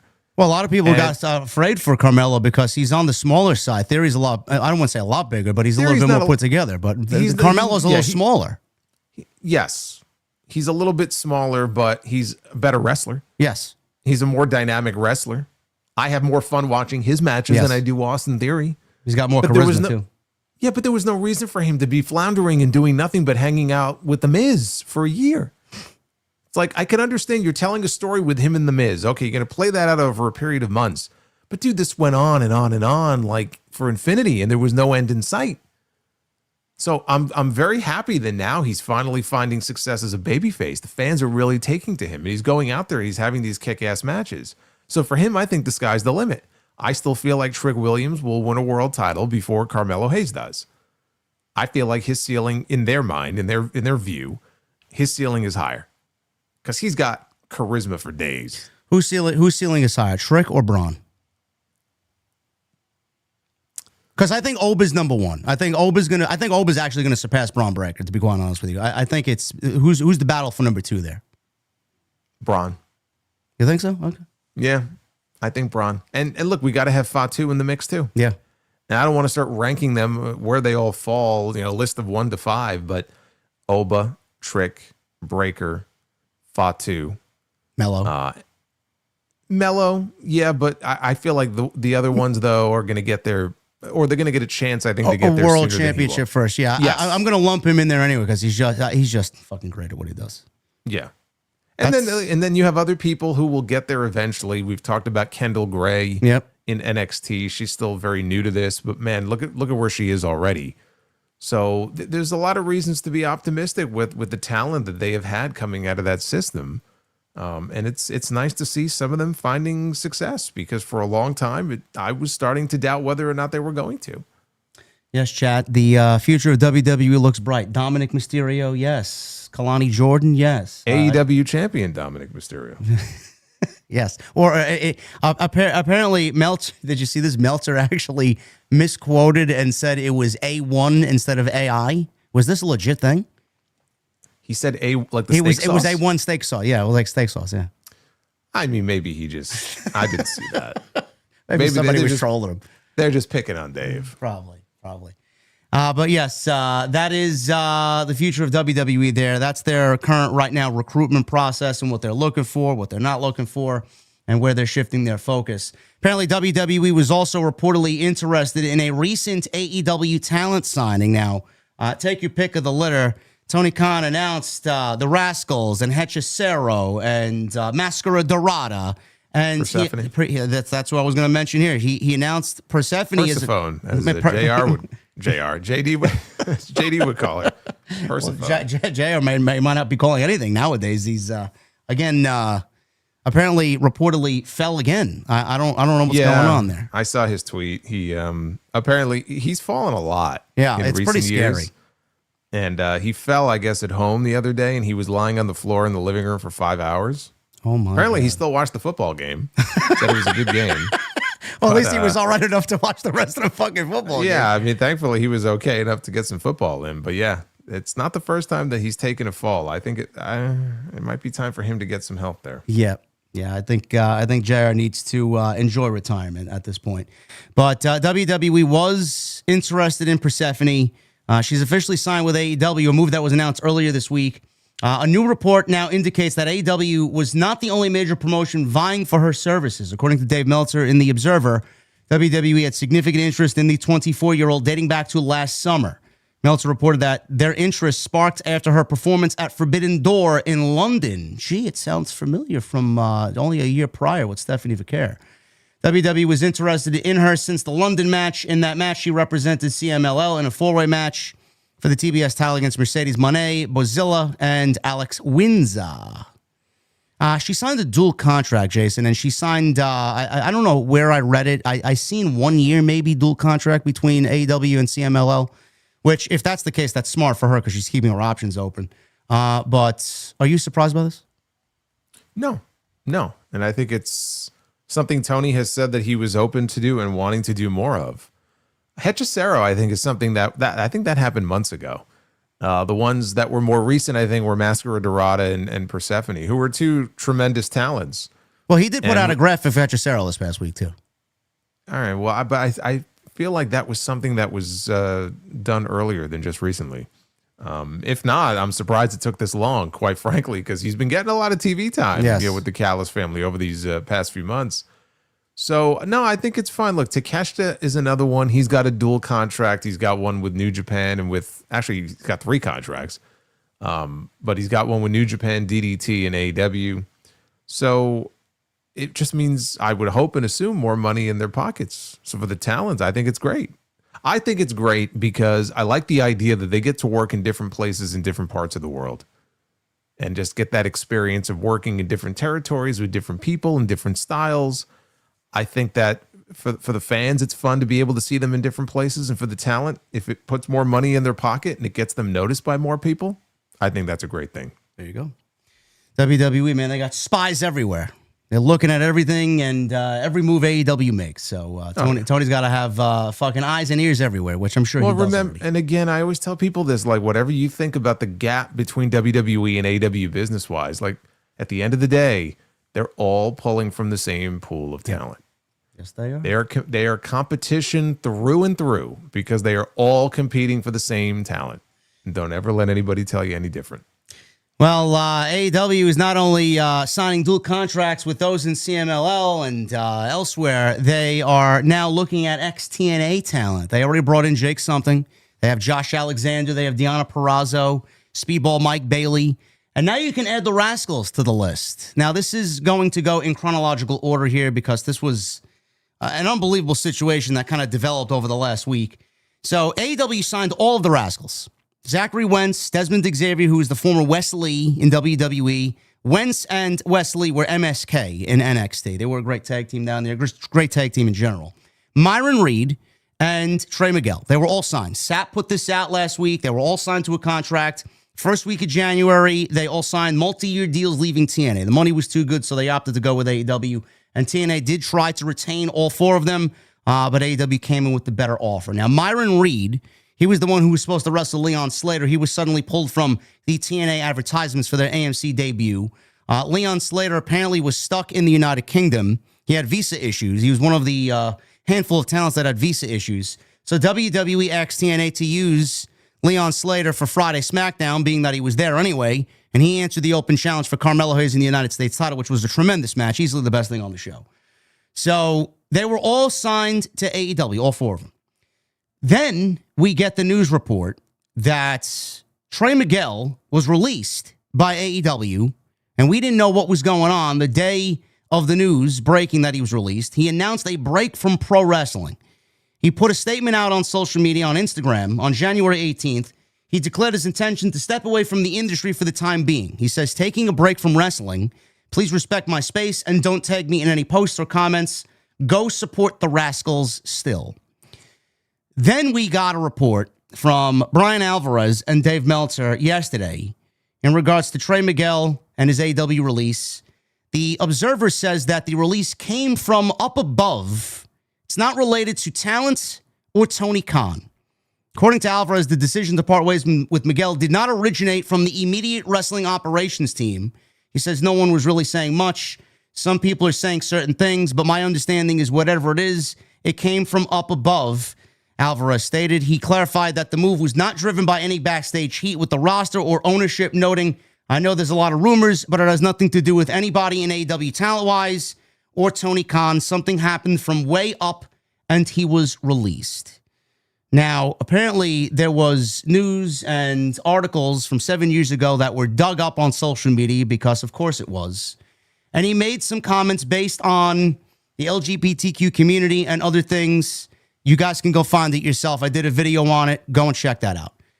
7 years ago, he replied to a Facebook user, and he used offensive language, and it was a troll that he was answering. He also had an instance where he went back and forth with David Starr. He hasn't wrestled in 6 years. And apparently this now came out that it was because of these comments that AEW was forced to cut ties with Trey Miguel. Now, I'll let you start, Jason, because I know I said my piece on it today. I'll let you start the festivities off here and give your opinion here. What do you think of this, man? This was unbelievable. He was hired, fired, and basically erased all in the same week. Yeah, I mean, it's got to be a record. I mean, to be hired and then let go that quickly. I feel like there's still a lot of information that we just don't know about. So I almost feel weird even really commenting too deeply on it. I think it's sad. I feel bad for him just because he sees his friends go and signed with AEW, and obviously he was going with them, and then to have it taken away from him. I know that you have your doubts about, Tony Khan, or this story about, him not having anything to do with it, and it came from up above. I see it as there was someone, and I don't know who it would have been, but there was someone who probably said something to someone who, and it eventually got to people high up in the management there, as far as Warner Brothers Discovery is concerned. And I doubt they know much of fucking anything about the Rascalz or Trey Miguel, any more so than they did about Jay Briscoe all those years ago. They're not like wrestling savants, okay? I'm sure who are working in the upper echelon there of Warner Brothers Discovery. But boy, I'm sure a day doesn't go by that Tony Khan doesn't look at Mark Briscoe when he comes to work and thinks about the fact that he was not able to use Jay Briscoe on TV. Because I know that bothered him a lot. Because he wanted to. And he's talked about how he made efforts to, and he would go back and ask, and he was rejected each and every time until he died. And then all of a sudden, it was okay for Mark to be on AEW television. Because Mark Briscoe was not allowed on TBS.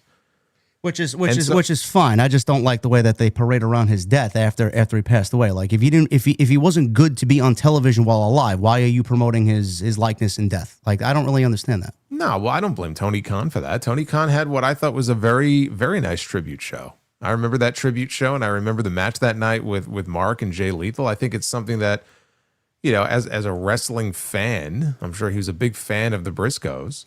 He wanted to try to do right by Jay in the best way he could. And as far as the executives of Warner Brothers Discovery, I mean, yeah, you can direct that at them if you want to, but there's not a doubt in my mind that if it was up to Tony Khan and he had full power to have whoever he wanted on the show, we would have had the Briscoes and FTR wrestling on fucking Dynamite. Yeah. But it just wasn't possible. So in this case, I take the reports at face value because it doesn't make sense otherwise. Tony Khan signed him to a contract. If Tony Khan did not want Trey Miguel, he never would have signed him to a contract. So he signs the Rascalz, all four of them, because we know he signed all four of them, because how can you be released if you weren't signed? Well, they all tweeted out, too. They all tweeted their excitement out. Sure. So he signed them to a contract because he was a fan of theirs, and he wanted to use them. He had ideas to use them, whether it was on Dynamite, Collision, Ring of Honor, all three, who knows? We'll find out soon enough, I guess, with the Rascalz. So I have no doubt in my mind that Tony Khan wanted to use the guy. And then someone somewhere said something and alerted the right people about the wrong things. And then the word came down that we can't have this guy on TV. Now, it's a little puzzling to me if that's how it all played out, just because we saw what happened with Zachary Wentz in NXT. Yep. And he had his own controversy, and they let him go. And Wesley lost his tag team partner. That's the whole reason Wesley got a singles push in the first place, is because he lost his partner. And eventually they obviously softened their stance, because through this partnership with TNA, we saw Wentz making appearances again in NXT. But he had his own controversy with like the photo and everything else. And that was enough for them to take him off TV. Evidently that didn't matter, I guess, to the higher ups at Warner Brothers Discovery. Well, like you said, Jason, they don't know. They don't know. No, they don't know. But that's why I come back to what I said before about how maybe somebody had it out for him specifically, but they had to be alerted. Like, hey, take a look at this. Yeah. And Tony Khan didn't have anything to do with that because Tony Khan wouldn't have signed him in the first place if Tony thought it was going to be an issue. And the last thing Tony Khan wants to do now with all the uncertainty around Warner Brothers Discovery is piss off anybody in the upper management there. So if they came down and said, look, this guy's got to go, what's Tony supposed to do? Is he going to fight back and say tough shit? I'm going to put him on the show anyway. He doesn't really have a choice in the matter here. If the word came down from up above, then his hands are tied. There's nothing he could do about it.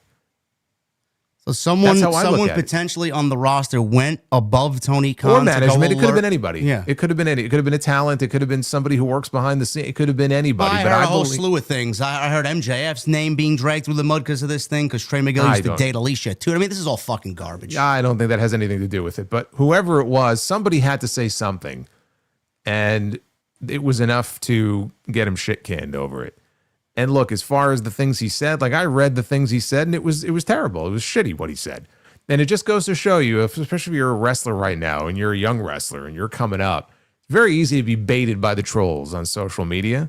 And so if you're hoping to get your big break somewhere, WWE or AEW, and you're just coming up, you better be real careful with the things you say, especially if you're going to say stupid shit on social media, because unfortunately that shit lives forever. Even as you may grow and evolve and change, unfortunately those things will always be there. Right. And there will always be situations where this will come back to bite you. So I think there's a lesson there. I know in the immediate aftermath of that, like right after it happened, he apologized for it.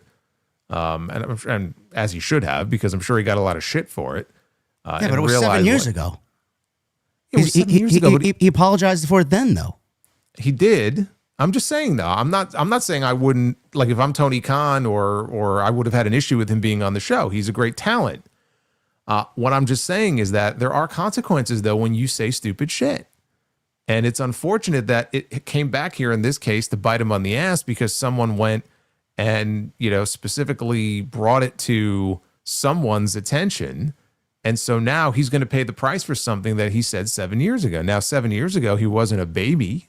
He wasn't a teenager. And so now, unfortunately, he lost his gig over it. I don't know if as time goes on, they may soften their stance and bring him in. I don't see why they would.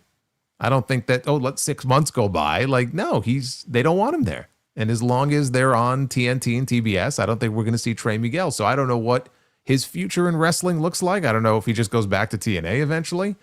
I know he said he's taking a break, but he's a wrestler. This is how he makes a living. I don't expect to see him gone for too long. But that's what I think happened here. I think it did come from above. And I think, blaming Tony Khan for it or saying that Tony Khan had something to do with it or that he should have fought for it. Like, again, what do you expect him to do in this case? It's embarrassing for him because he signed him and then had to immediately turn around and get rid of him, which I'm sure was not his intent when he signed him to a contract. Now, you could say, he should have done his due diligence. For all we know, Tony Khan knew about it and was willing to say, look, it was 7 years ago. I'm not going to not sign the guy for it. So are you going to blame Tony Khan for not knowing about the comments or knowing about them and hiring him? That's a whole other conversation. Is the man not allowed to work? I mean, we can get into that, but that's what I think happened here. I think somebody snitched and brought it to someone's attention, and they said, you got to get rid of him. We don't want him on our network. Well, the fact that something like that even just kind of materialized into what it was is kind of fucking sad that his roster is just like the outlaw fucking era. Like everybody does what they want to do. Like I don't understand why someone who said something 7 years ago is being punished for it now, while his friends now have the most coziest contract that they've ever signed in their entire careers, and he's not there to share in that moment with them. Like, I wonder what they are thinking now that he's not there. Like, I would be compelled if I'm one of those guys to be like, you know what? Fuck the contract. He's not here. I don't want to be here either. It's fucking bullshit. So he had to bend the knee and apologize to these people for what he did 7 years ago. And all I seen today in the quote tweets is like how much of a great person he is and how much he supports that community and how much of just a different person he is and how great of a human being is. Like, I don't understand the vilification of someone who said these things 7 years ago, which I get it. Social media is forever. The internet's forever, but people do change for the better. And now a guy's career is ultimately ruined because of it. And he's got to watch from the sidelines as his best friends are getting this cozy fucking mega money deal that he's now not a part of. I just find that to be very sad. Like you said, it's just a very sad situation. I don't know what else is going on and who did it. I know, like I said, MJF's name was brought into it. Tony Khan, I feel like, I wish he had more of a grip on his roster. He ultimately makes the final decision. So, like, you may be correct in what you said, that he had no choice and he ultimately had to make the call to fire him. But none of this would happen if his roster was fucking in order. None of it. Like, I don't understand why people continue to give him a pass on all this shit in the media. That's the main problem I have. The media continues to hide. But okay, so relative to this situation, what should he have done differently? When you say getting his roster in order, let's just say that someone did like go rogue and somehow alerted someone who told someone or sent them a copy of comments that were made. Like, anybody can do that, right? Even like covertly. What is it, Jason? But what does it say about the respect that his roster has for him? Like, if someone is going behind his back to go to someone higher than him to get this guy fired, what does that person think of Tony Khan? He doesn't respect him enough to go to Tony Khan about this first before it gets elevated to another level. That's the problem I have with it. But why would they go to Tony Khan? Like, Tony Khan is the one who hired him, so Tony Khan wanted. So deal with Trey it. Miguel. It's his money. It's his company. He does what the fuck he wants. He wants someone there. He's gonna have someone there. They were whoever. If it played out this way, whoever went and did this was obviously no fan of Trey Miguel. No. Was unhappy he was hired. Tony Khan's the one who hired him, so that person's not going to go to Tony Khan. That person's going to make trouble with somebody else and go above him. And I don't think it has anything to do with respecting Tony Khan or not respecting Tony Khan. It has to do with somebody who had it out for this guy and was going to do whatever they felt they had to do to bring it to the attention of the people who would be able to overrule Tony Khan on this decision that he made. So, like, you could look at other situations and say Tony and people that have respect for him or don't, or he needs to get control of his.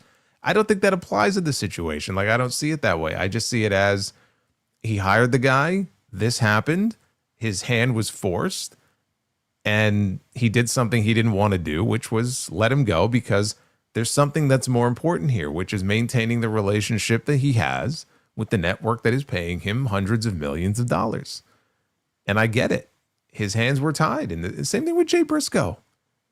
I think that whole situation sucked, but like, what was he supposed to do in that situation? You don't think it killed him? Like, he couldn't get the Briscoes on his television show?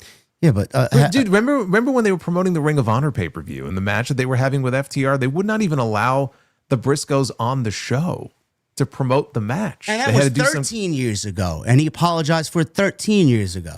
And that was a very similar situation where he made comments that were pretty fucking terrible. His comments were worse than what we got here with Miguel. Of course, it was deplorable. But then you also had, and he himself had apologized for it and spoken up and said, "I'm not that person anymore." People that work with him and were friendly with him said that's not, the person that they have worked with or seen over the last decade. And so, like, is there a set number of years that have to go by? Or is there something somebody has to do in that situation to placate people? I don't know. I don't think it's a one-size-fits-all thing. I guess it just depends on the situation, and it depends on the person and whether you like them or not. Well, yeah, that's exactly what it is. Yes. There's definitely a double standard. I'm sure if you went through other people on the AEW roster and comments they made on social media and things they've said over the years, you could probably find far worse. And those people are still on TV. And they're on TV every single week. In this case, he had it out for Trey Miguel, and this is what happened. That's what I think happened here. Now, we can't say for sure. We may never know for sure. I'm not sure Trey Miguel knows what the hell happened here, but I'm sure he feels pretty shitty about the whole thing. So that's, I think, what happened here in this case. So we have 3 Rascalz now instead of 4. Well, we'll see what happens with them. They debuted on Collision, and they emerged from their locker room with a very pungent smell and environment around them. They will probably be mostly considered colliders on Saturday.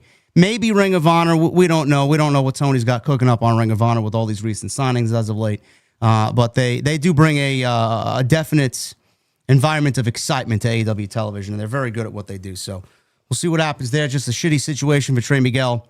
And we'll keep you guys updated on what's going on there. But Fightful did put out a report, by the way, saying that some of the roster is very upset because it harkens on what Jason said with the double standard. There are people in that company and on TV right now that have done things that they get away with and are allowed to be on TV because Tony's favorable of them. But in this case, this guy got fucking canned, you know? So yeah, I mean, and I want to say this just to like Jordan in the chat. Because Jordan says arguing with Solo about TK is like arguing with a tree. So I will ask you, what would you have had him do differently in this situation, since you have all the answers?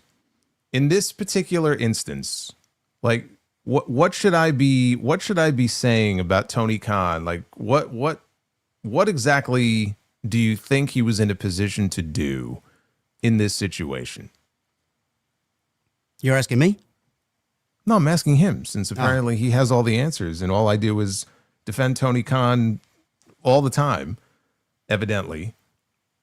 What would you have me say about Tony Khan in this particular situation? You didn't say anything that was out of line. You said everything that I would expect you to say. And you make an excellent point. The problem is I am more head on. Jason's more level headed. That's the fucking reason for the show existing. Okay. Not about defending Tony Khan. I mean, Tony Khan doesn't need me to defend him. I mean, Tony Khan has enough money to buy and sell every fucking person in this chat right now, including me and JB. So I don't think he needs me defending him. And so I'm just asking Jordan, what exactly would Tony Khan be expected to do in this situation that would make you happy? Like, I'll say what you want me to say. What would you like me to say to please you? He's not going to say anything. I know it doesn't fit the narrative that he obviously has in his head. I mean, if he's not a Tony Khan fan, that's fine. I'm not a fan of everything he does either. But in this case, based on what we know so far and what we maybe are assuming, but I can't find fault with anything that he did that would have resulted in Trey Miguel no longer having a job, because he hired the guy. He wanted the guy to work for him. His hand was forced. So I'm not quite sure what he's getting at other than just posting stupid shit. Nobody in the chat should have a problem with what Jason said. It always comes from a good place, and it's always a level-headed discussion. I personally, and this has nothing to do with Jason, I have a problem with Tony Khan for reasons. And I have a problem because I feel like the wrestling media does a lot to baby Tony Khan and protect him from situations like this. And this is not the only instance in which the media has protected Tony Khan to deflect the blame away from the guy who ultimately makes the final decision on everything that happens there. I have a problem with that. I hate that.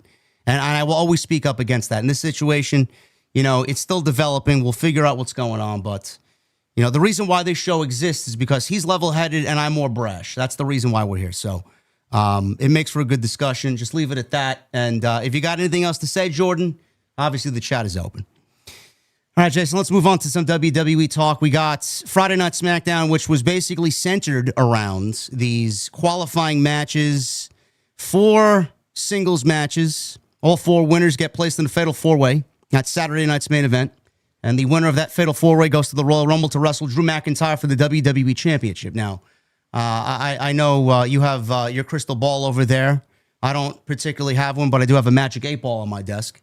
I think it was pretty safe to say that we nailed everything that happened in that particular episode of SmackDown, with the winners being the way that they were and the outcomes happening the way that they came about, and the 4 that are in the Fatal 4-Way. It was a pretty predictable scene on Friday night. Yeah, I mean, it pretty much went the way that I think we expected it to. The 4 guys that we have in the Fatal 4-Way, I think, are the ones that we all talked about last week. So it's Randy Orton, Trick Williams, Sami Zayn, and Damian Priest. And based on what we saw at the end of SmackDown on Friday night, I think I could even tell you right now who's taking the pin and from who. Yes. In that 4-Way match. So, I mean, it seems pretty predictable, but I'd be going the same way with it. Yeah, we had those. The thing about SmackDown on Friday was they were lucky they had the qualifying matches, because it ate up a lot of time on the show. And all the matches had, I mean, just tangibly, there was obviously something on the line, right? So they were important matches. And then you combine that with the match that Carmelo Hayes had with Leon Slater, which was really good. And so it made for, I thought, overall, what was a good SmackDown. 3 weeks in a row, I've said that, by the way. I've checked my temperature here, that I'm actually... It's actually been better than Raw, to be quite honest with you. It has been. Now, I just hope they can maintain that. And it's good also that they're calling up new faces. Jordan Grace is up, so that helps. But yeah, so now we have the field set for the Fatal 4-Way. I think we pretty much know who's going. It's really, of the 4 guys in that match, realistically, there's only 2 winners. Yeah, I mean, let's set it up briefly here. Randy Orton beat The Miz. Trick Williams beat Carmelo Hayes. Oh, no, I'm thinking of WrestleMania. Trick Williams beat Matt Cardona. Not yet, anyway. And then we had Sami Zayn beating Ilya Dragunov and Damian Priest beating Solo Sikoa because Uncle Howdy was looking for his fucking lantern. So that's what happened. Electric there. lantern. Yeah, that's his electric lantern. So those are the 4. Randy Orton and Sami Zayn are the likely winners here, with Sami Zayn, like you mentioned, that we talked about last week, with Saturday night's main event taking place in Montreal. That's the right winner there. It would feel weird for Sami to lose in Montreal, being that he's the hometown guy there. I think I see the chat saying Damian Priest is going to take the pinfall. No, I think Sami's going to pin Trick Williams. That's what I said on Friday. Yeah, I mean, look, Trick was the one who left him laying at the end of the show. The show ended with a shot of Trick standing over his body. Trick interrupted him a few weeks ago and disrespected him. So, and we know Trick's not going to win the match. Now, if they wanted to protect him, since he's still so new, from taking a pinfall, then sure, yeah, I guess Damian Priest could be the one. But no, I think Sami Zayn in Montreal is going to get the pin over Trick Williams. And we're going to get Drew McIntyre, not at WrestleMania, we're going to get it at the Rumble. It's going to be Drew McIntyre defending against Sami Zayn. And that's going to be your championship match. So that is the WWE title match, more than likely at the Royal Rumble. Elsewhere on Friday night, like we said before, Hayes defeated Leon Slater in a great open challenge. That's what I look for when I want to see an open challenge. Someone that's not on the roster but is able to work the WWE. I think Leon Slater fit the bill perfectly, and being that it was in London, it worked out perfectly. Chelsea Green and Jordan Grace happened, and they continue to build Jordan Grace up, eyeing the women's championship from Jade Cargill. That women's division still needs a lot of help. Jordan Grace is not going to be the only one that's going to be able to save that division. And then the ladies, obviously, we had Julia and Kiana James now are in the tag team title mix. So they got nobody for Julia for the United States title, so now they're throwing her into the tag team title picture. So that's what's happening on Friday Night SmackDown. Next week, or this week rather, this coming Friday, we're looking at the following on SmackDown, and it's not very exciting. Julia and Kiana James versus Alexa and Charlotte versus Nia Jax and Lash Legend. That's going to be a triple threat match for the number 1 contenders women's tag team title match. So whoever wins this Saturday between the Kabuki Warriors and Rio will get the winner of this match. And then the Wyatt Six, Dexter Lumis and Joe Gacy, will defend the tag team titles on the men's side against the MFTs. And Trick Williams goes one-on-one with Damian Priest. You excited? Not really.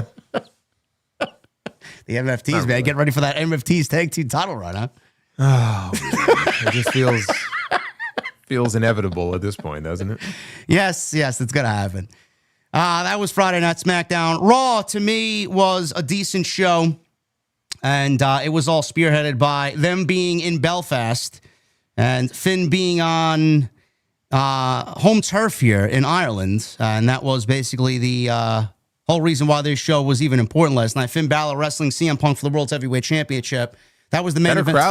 Better crowd than the one we had in Germany last week. I agree wholeheartedly. I thought it was a great crowd last night. I love Ireland. People are great. Gunther, let's start with this. This was a big talking point from the beginning of the show. Gunther opened Raw. He got some decent heat, probably the best heat that he's gotten since he's retired John Cena, quite honestly. And he entered himself. Now, Cody was the first one, believe it or not, with 3 weeks to go here. Well, Cody was the first one. Cody opened the floodgates for everybody else. So they were waiting for Cody Rhodes to declare for the Rumble. We had nobody before that. And that was 2 weeks, with 2 weeks to go to the Rumble.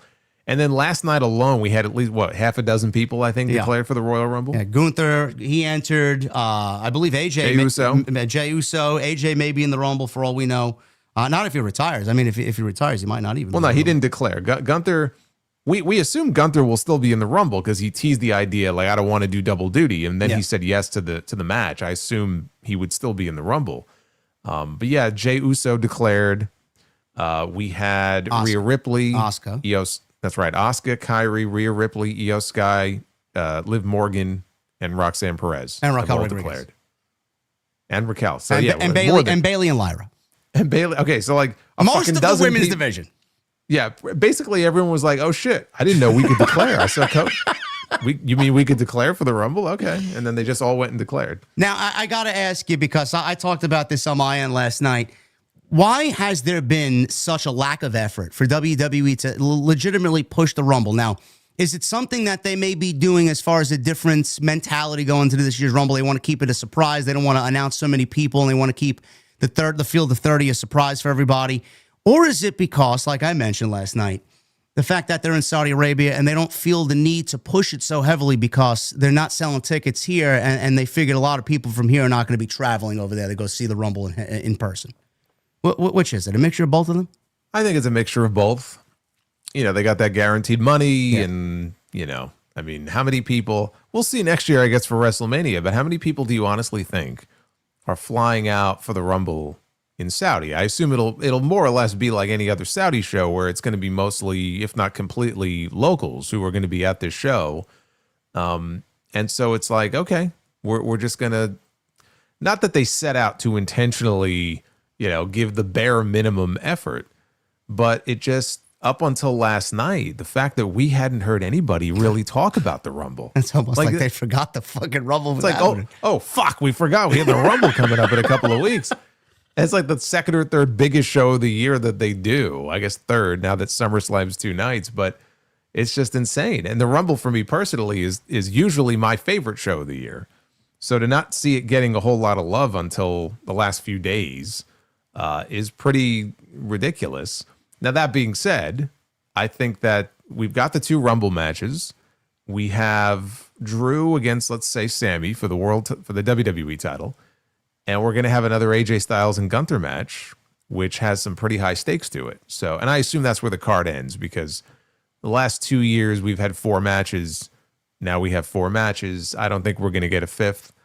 But as 4 match cards go, that's I think pretty strong. Pretty as solid, far as yeah. that's pretty solid for what they have there. But I mean, as far as the AJ and Gunther stuff, I mean, this is what I've been proposing for the last few weeks, which is that when you do, and I didn't know they were going to do it this soon. No, I thought they would do this in Mania. So now they're doing basically a retirement match where if AJ loses, he's done. His career is over if he can't beat Gunther at the Royal Rumble. Now, there is no way. There can just be no way that AJ's career is going to end in Riyadh on the first PLE of the year. I don't see it. No, I don't see. I think that's utterly ridiculous. There's no way. There's no way. Well, people were trying to make an excuse. Well, this is 10 years since the day of 2016. He came to WWE. It's 10 years later. I'm like, I don't give a fuck if it's 30 years earlier. Who gives a fuck? This year is, I mean, he debuted at the Rumble 10 years ago. So this whole year is 10 years of AJ in WWE. And I still maintain that his first year is still his best year in this company since he came in, just from top to bottom. Like all the things he accomplished and the people he worked with and the titles he won. But that doesn't mean he has to retire at the Royal Rumble. I just think you got to get him at least to WrestleMania. Like, I just think it's completely ridiculous if you don't at least get him that far and let him at least, if he's going to retire in the early part of the year, because originally he talked about how his contract is up in February. Yeah. And he didn't know what was going to happen. I find it very hard to believe that he can't at least sign some sort of extension to get him to Vegas. So I don't believe for a second, I mean, I'll be stunned if he just loses and that's it, and he's done, which means he's going to win, or they're going to go to some sort of no decision, and we're not going to get a winner. Now, if he beats Gunther, which I is want not him to. on the table for me. If I'm in the meeting with you, I'm like, no, that's not happening. Sorry. Well, they've kind of backed themselves into a corner now, because then, so what do you do then? You're going to have a finish where we don't get a decisive winner? You could do that. I don't know what that looks like. Is that some sort of double count out? Like what are we looking at here? Because they don't do time limits in this company, not for regular matches anyway. So they've almost backed themselves into a corner, it feels like, where he almost has to win, which is kind of crazy because this is his first feud coming off beating John Cena. So are you going to beat Gunther? Now, what I said last night was, if you beat him, there's one way where he can get his heat back instantly, which is by coming back out later that night and winning the Rumble. But I don't see him winning the Royal Rumble this year. I don't see him wrestling for one of the world. I don't see him wrestling CM Punk again. I don't see him wrestling Drew McIntyre or maybe Cody if he gets the belt back before then. I don't see that. So I don't see him winning the Rumble. Do they just have AJ beat him? And now they're tied up, 1 win apiece. And that allows you to continue the feud. But now you've already done the stipulation where AJ put his career on the line. Is he going to do it again? You've already done it once. Well, that's what I said. StreamYard, the countdown show. That's exactly what I said. Going back, I want to start with what you said here. I'm surprised. I would be shocked if WWE did not offer AJ at least an extension through WrestleMania. I don't know why AJ wouldn't broach WWE about let's get me through WrestleMania. I don't want to retire at the Rumble in Saudi Arabia. It's not where my destination retirement should take place. Either one of those things, I would be shocked if none of those things happen. I would absolutely hate a no contest or a double disqualification, a double count out, whatever it may be. That would be awful. Which makes me. I don't understand why they even did what they did last night and said what they said. This should have absolutely been the final nail in the coffin, the final game plan here going into WrestleMania. Gunther's not winning the Rumble. I don't want to see him win the Royal Rumble. I said maybe AJ retires and goes to work TNA for the rest of the year, retires in TNA and gets another World Championship run there. And maybe it won't be able to happen because WWE will just not allow him to do that. Is that a possibility?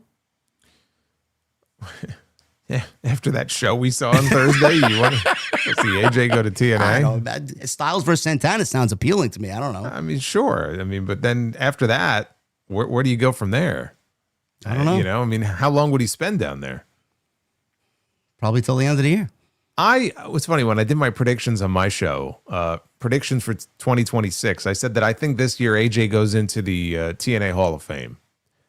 And usually they do that later, like around Bound for Glory, like October. So, I mean, if he lost and he went to TNA and just spent the rest of the year there, and then they put him in the Hall of Fame in October, and that's how it ends, I guess you could do that. But I just feel like when he's done in WWE, he's done. I would be very surprised if they.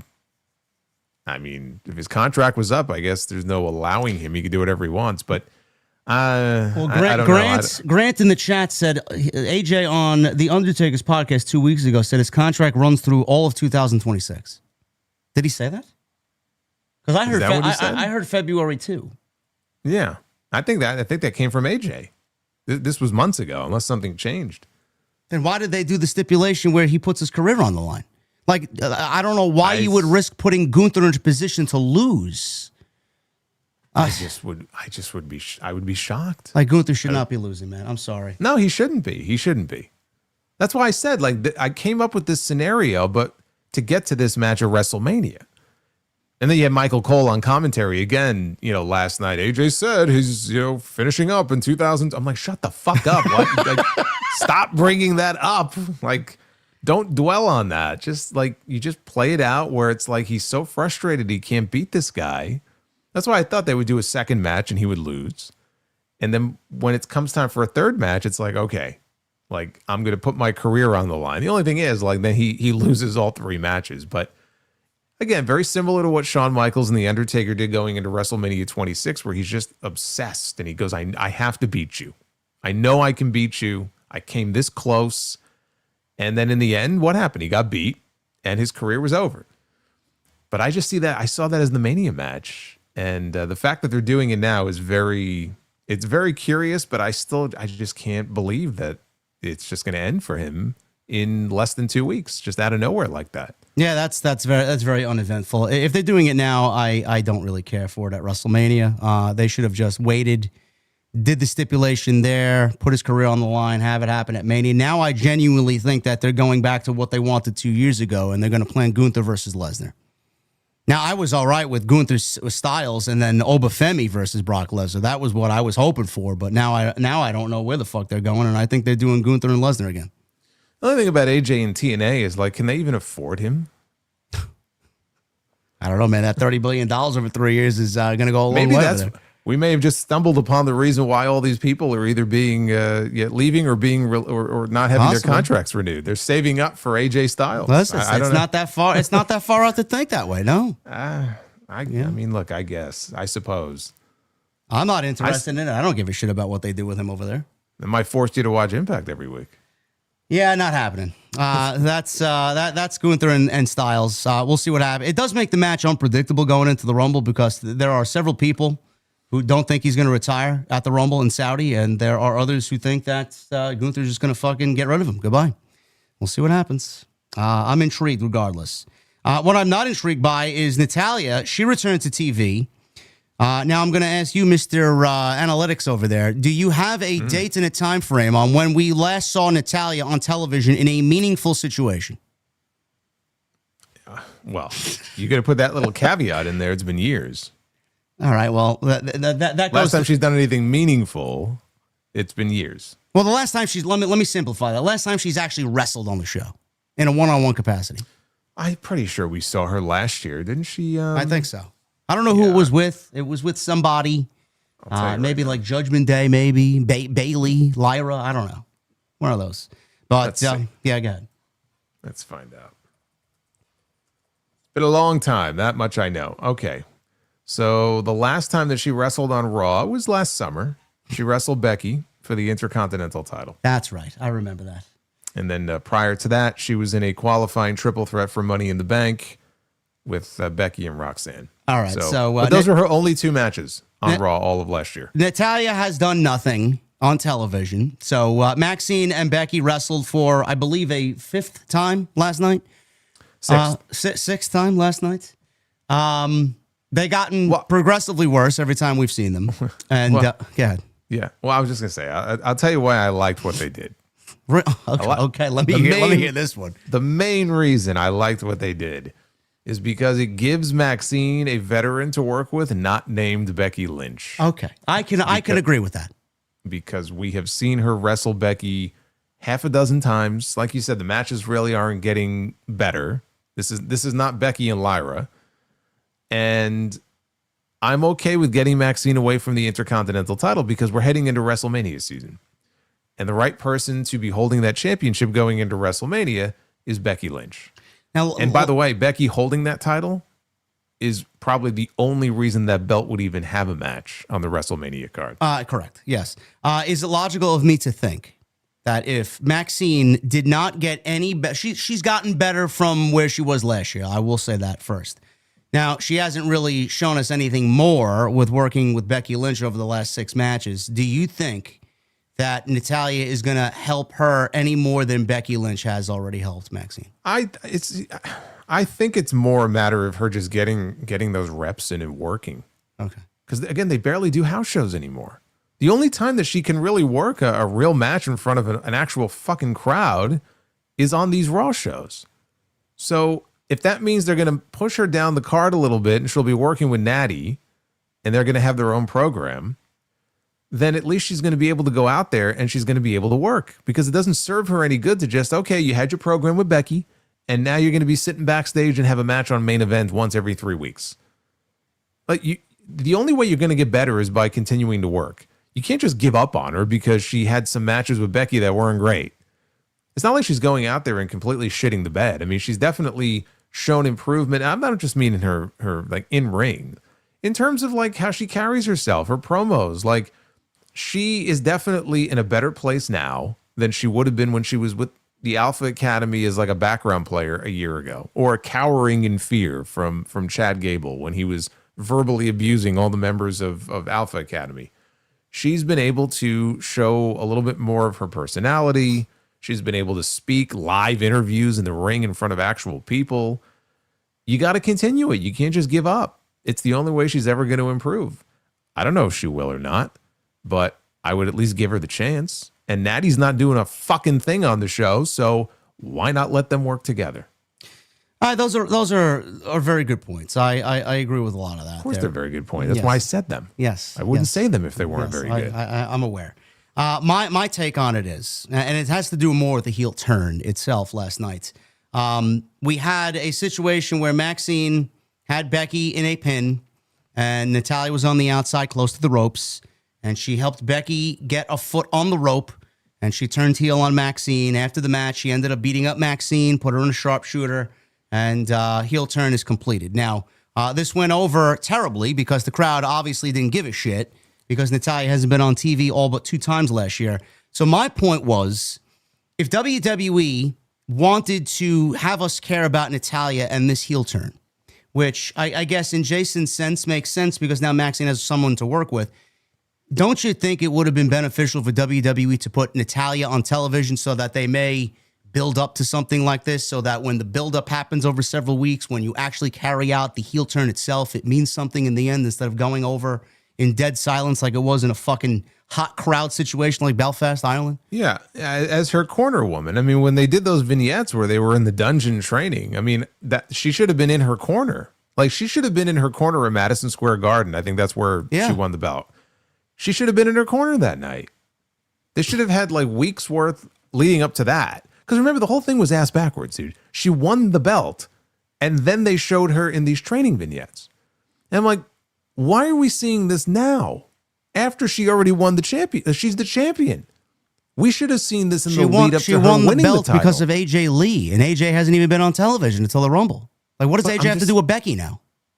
But those vignettes should have aired before she won the belt, and Natty should have been there with her every step of the way. So you establish the relationship between them on TV. The reason it didn't get over last night is twofold. Number one, it was predictable as shit.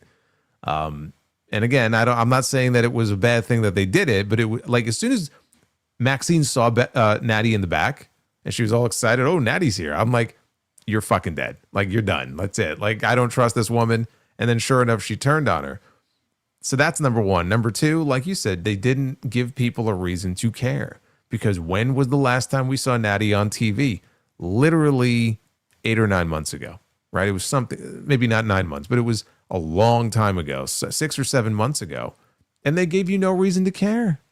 They gave you no reason to care. So of course people are going to be apathetic towards it.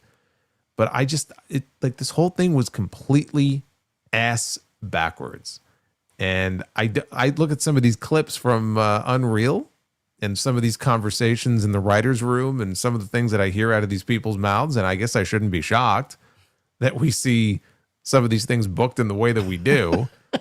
I think that show, by the way, I don't know why they think this is a good thing and it makes them look good. It makes them look exactly the opposite of good when you see how the sausage is made here. I feel like we shouldn't be seeing this. Yeah, Triple H is not really putting himself in a good light if he's working with all these inept people and by default they're making him look like shit. Yeah, but don't just blame the other people. He doesn't exactly come off looking great either. He says yes and no, I know.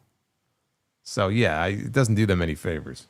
So yeah, Natalya is now a heel. Do you think that we get this low-key legend Natty gimmick now kind of making its way to TV because of this heel turn? We have to. We have to. And I don't have faith they're going to really do right by it, but they have to at least try something. There's got to be something. Like, is she going to get the full entourage when she comes out to the ring like she's a fighter? What was her theme music? Rage Against the Machine? Oh, I don't know. I doubt WWE pays for the right. I don't know. I think so. I doubt WWE pays for the right to that. No, they're not pay for the rights.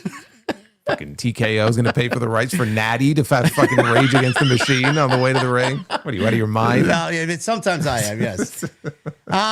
You know what is an interesting aspect of last night's show? I'll let you lead this one off, Jason, because this is your guy. Austin Theory's your guy here. What happened to Austin Theory last night, man? You've been kind of throwing it out there in the universe, and what happened last night came to fruition. Well. Wouldn't you know? Austin Theory is the fall guy. I mean, if only somebody had talked about this very thing weeks ago. Look, dude, it's the only reason he's in the group. I know. The only reason Austin Theory joined the Vision, it's not because Triple H had this epiphany, oh my God, we have to push Austin Theory. We haven't been doing anything with Austin Theory. We got to push this guy to the moon. No, it's because they don't want to pin Braun Breaker, they don't want to pin Bronson Reed, and they don't want to beat Logan Paul any more than they have to. So Austin Theory, he's the perfect fall guy. When they need to beat the Vision, he's your man. And you saw an example of that last night. Yes, he is the loser of the Vision, and Adam Pearce was out there to make sure things went right for Rey Mysterio, Penta, and Dragon Lee, which I do like Adam Pearce's inclusion in this Vision storyline. So the brass knuckles were brought into play, and Adam Pearce stopped that from happening for the Vision. Rey Mysterio took advantage, used them, and won the match for his team. So we have the Vision continuing arguing with Adam Pearce. Paul Heyman and Adam Pearce got into it in the back. The boom mic from above fell on Paul Heyman last night. I don't know what the fuck happened there. And he mentioned something about Braun Breaker. Now, he wants Braun Breaker in the building next week, and he wants to talk to Braun Breaker face-to-face. Braun Breaker was not on last night's show. Don't know what he wants to talk about, but I think we can all assume, Jason, that Braun Breaker is going to be in the Royal Rumble. Mm-hmm. And I think that there may be a situation where Braun Breaker is allowed to come back to work in the Royal Rumble. But I know you mentioned something last night. I think I had something along the same lines of what you were talking about last night, so I'll let you take this one. Is there going to be some sort of bargaining chip from Adam Pearce to get Braun Breaker back, but he has to do something specific that Adam Pearce wants him to do? Yeah, I mean, I think it goes one of two ways, which is that he's going to reinstate him, but he's going to have to enter very early in the Royal Rumble. So he'll reinstate him, and he'll put him in the Rumble, but he's going to enter at number 1. Now, the other way you can go with it, because Paul Heyman's been saying, you put your hands on him first, and you're going to be in a lot of trouble, is he reinstates him, and then he allows Breaker to enter very late, like maybe number 30. I tend to lean towards the idea of him reinstating him, but you're going to have to start from the very beginning if you're going to win the entire thing, and he enters in number 1. Yeah, I like that. That's kind of what I'm thinking on that. And then I think somebody said, like, poor Kit Wilson will be number 2, probably. But yeah, to get that entrance, everybody's going crazy. I'm saying he's definitely going to get that full entrance, and you'll have everybody dancing around to the music and everything. So, but that's where I think this is headed, because we know he's going to be reinstated, but there's got to be some kind of there's a catch, and the catch is that you're back, but you're going to be number 1 in the Royal Rumble. Now, last night, there was a situation where Adam Pearce took a phone call. Paul Heyman mentioned the phone call.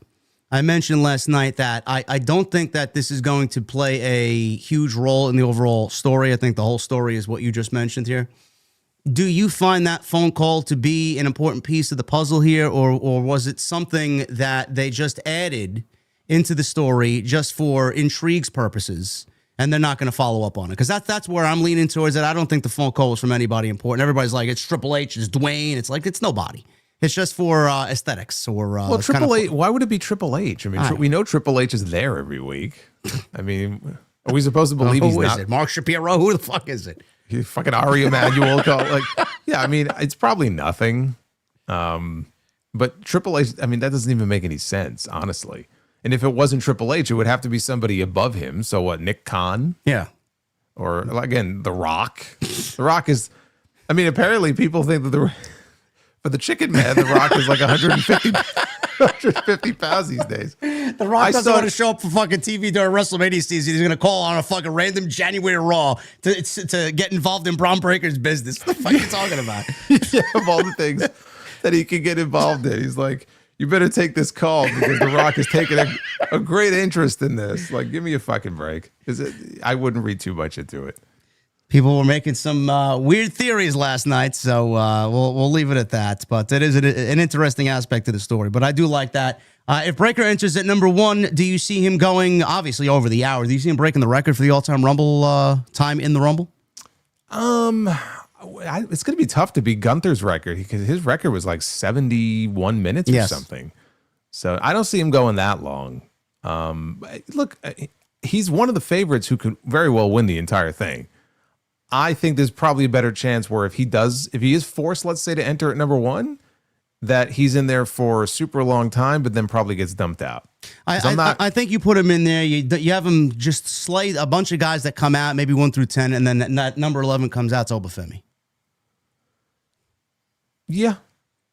Something along those lines. I don't want to say that. That's the way or it needs another to big be, name. But yeah, It doesn't have to be O, but it could be another big name. But yeah, I mean, but that's just where I think this is probably headed, where he's going to have to enter from some sort of early number. Number one would make. I mean, look, number 1 and 2 is the same thing, so either one. But yeah, he's going to have to be reinstated because there's no way he's not going to be a part of the Rumble. At this stage of the game, are you interested in a Braun Breaker Royal Rumble win? I will tell you, I'm not. I don't want him to win the Rumble. I would be okay with it mainly for. I'm not saying that he's my pick to win, or that he's the one that if I had full booking power, it would definitely be Braun Breaker. But I'd be okay with a Braun Breaker win just because it would be someone different. And we've been hearing a lot of stuff about Cody winning a third or Roman Reigns winning the Rumble. There's a reason why I floated the idea last week about remember with the bold prediction, like Obafemi winning the Rumble. Because what a way to really launch him, right? And it's fresh and it's different and it's someone younger and newer. And for Braun Breaker, look, if this is a guy they want to push and they keep talking about how he's going to main event 5 or 10 different WrestleManias, then yeah, you know what? Someone like him should win the Royal Rumble over a Roman Reigns or a Cody Rhodes or, someone that's already won it before. So he's not the most attractive pick necessarily, but I would be okay if he won because he's the future. He's part of the future of this company. Yeah, I'm just not sold on a Braun Breaker CM Punk match at WrestleMania. I don't really see that as a WrestleMania match per se. Yeah. Maybe with Seth Rollins. I think Seth Rollins will be back. I think he will too. Yeah, I think we're going Breaker Rollins. I'm sticking with this. Breaker Rollins. I think we're going to get Punk Roman. I genuinely think we're going to get Punk Roman for the World Heavyweight title. And I think I'm better with that than Roman and Cody. Oh yeah, absolutely. Because the rumors were this week. Obviously, plans are continuing to change on a week by week basis, just based on where the winds blow here in the Observer offices. Meltzer explained that they are changing the plans away from Cody and Roman to avoid repetitive booking. And that's why it's been decided upon to pivot away from that match, which would be a third WrestleMania match in 4 years. Meltzer noted the way it was explained is that Paul Levesque, Triple H, took another look at the Royal Rumble 2 Mania plan direction and decided that doing Rhodes versus Roman for a third time in 4 years and spending months of building in that direction would lead to audience fatigue. I think we're more fatigued than just Roman and Cody, for sure. But the report indicates that Rhodes himself played a role in the decision-making process, which I wouldn't be surprised by whatsoever. Cody reportedly discussed the scenario with management and weighed the pros and cons of chasing the championship versus entering WrestleMania as the defending champion. Meltzer stated Rhodes brought up McIntyre at the same time and asked for advice on whether it made sense and if he would be more valuable chasing than defending, and eventually decided that chasing would be better. Now, with the title around McIntyre's waist, the creative team right now has McIntyre, with the plans currently, with McIntyre going into Mania as the champion. So now, Jason, the idea is one of two things. It's McIntyre and Cody one-on-one for the WWE title, which I do not want to see again at Mania. We've seen it enough, and I don't even consider that a WrestleMania main event at this point.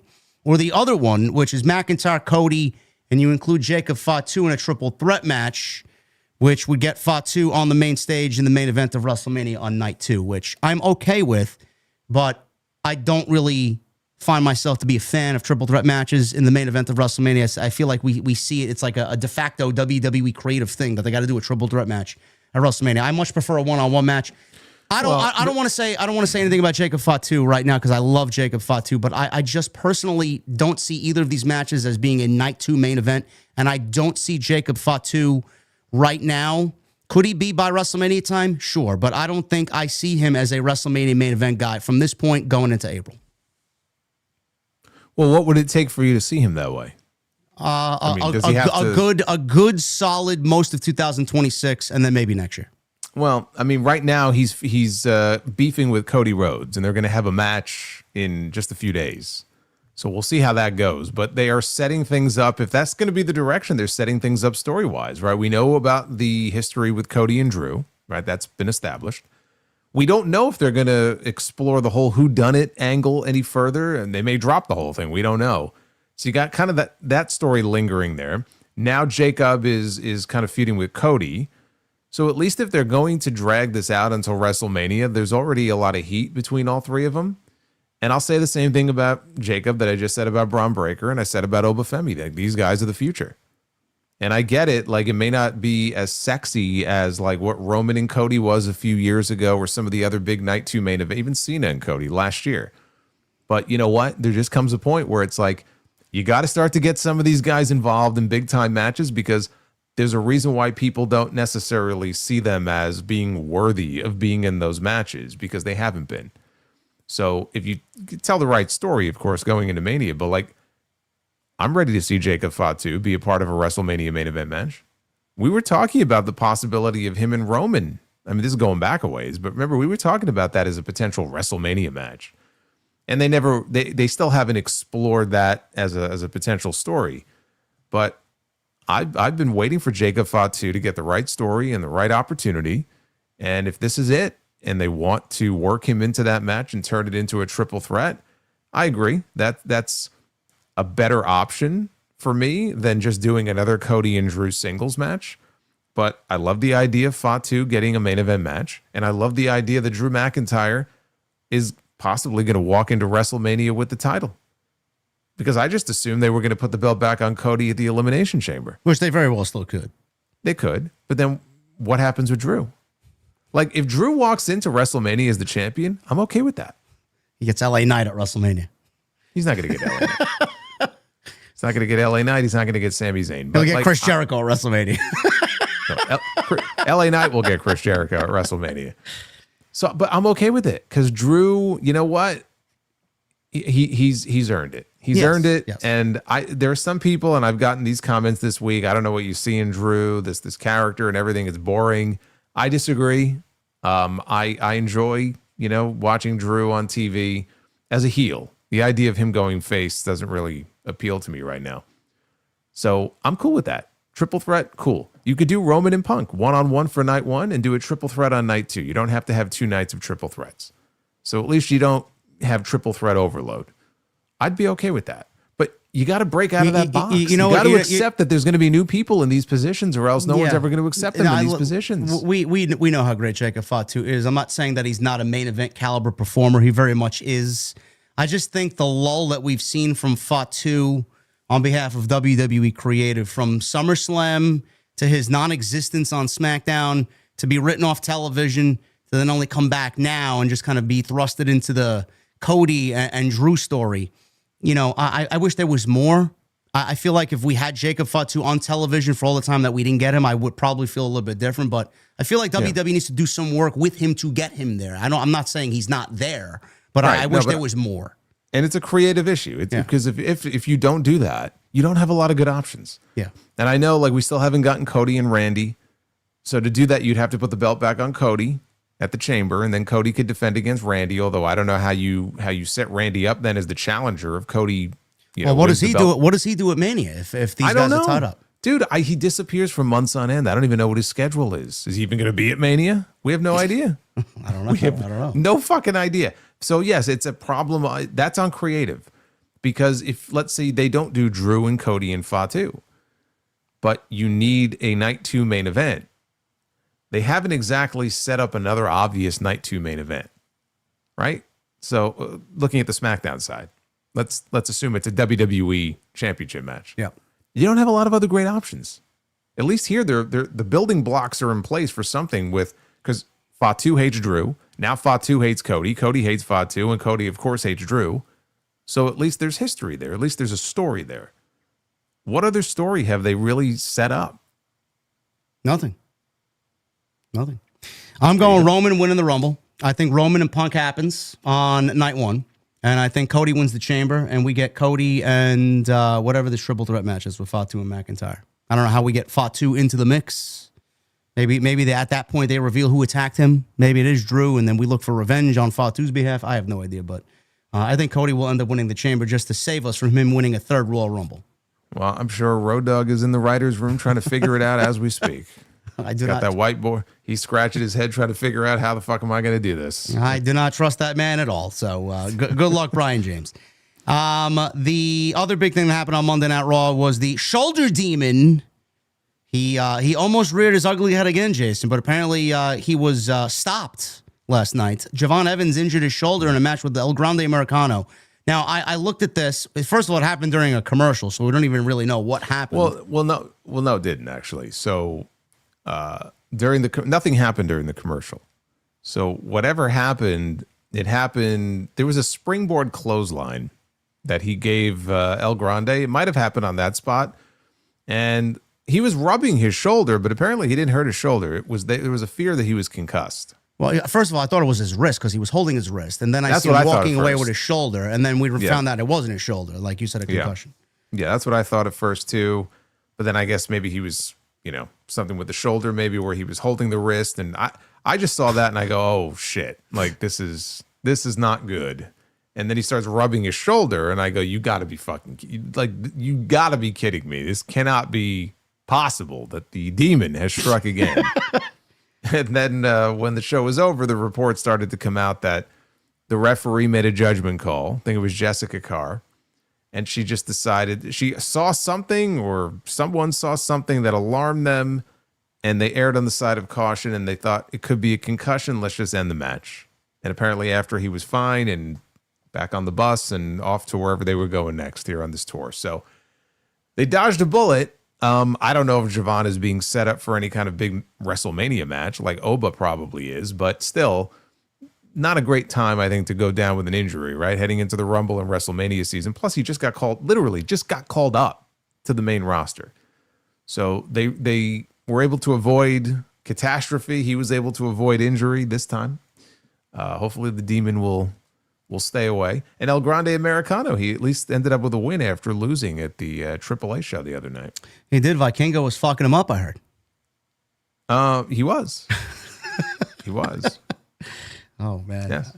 That was the situation where they did an AI-generated image of Dominic Mysterio holding the Intercontinental title and then also wearing the AEW title. So Dominic Mysterio is also the AEW World Heavyweight Champion. He beat MJF somewhere along the way.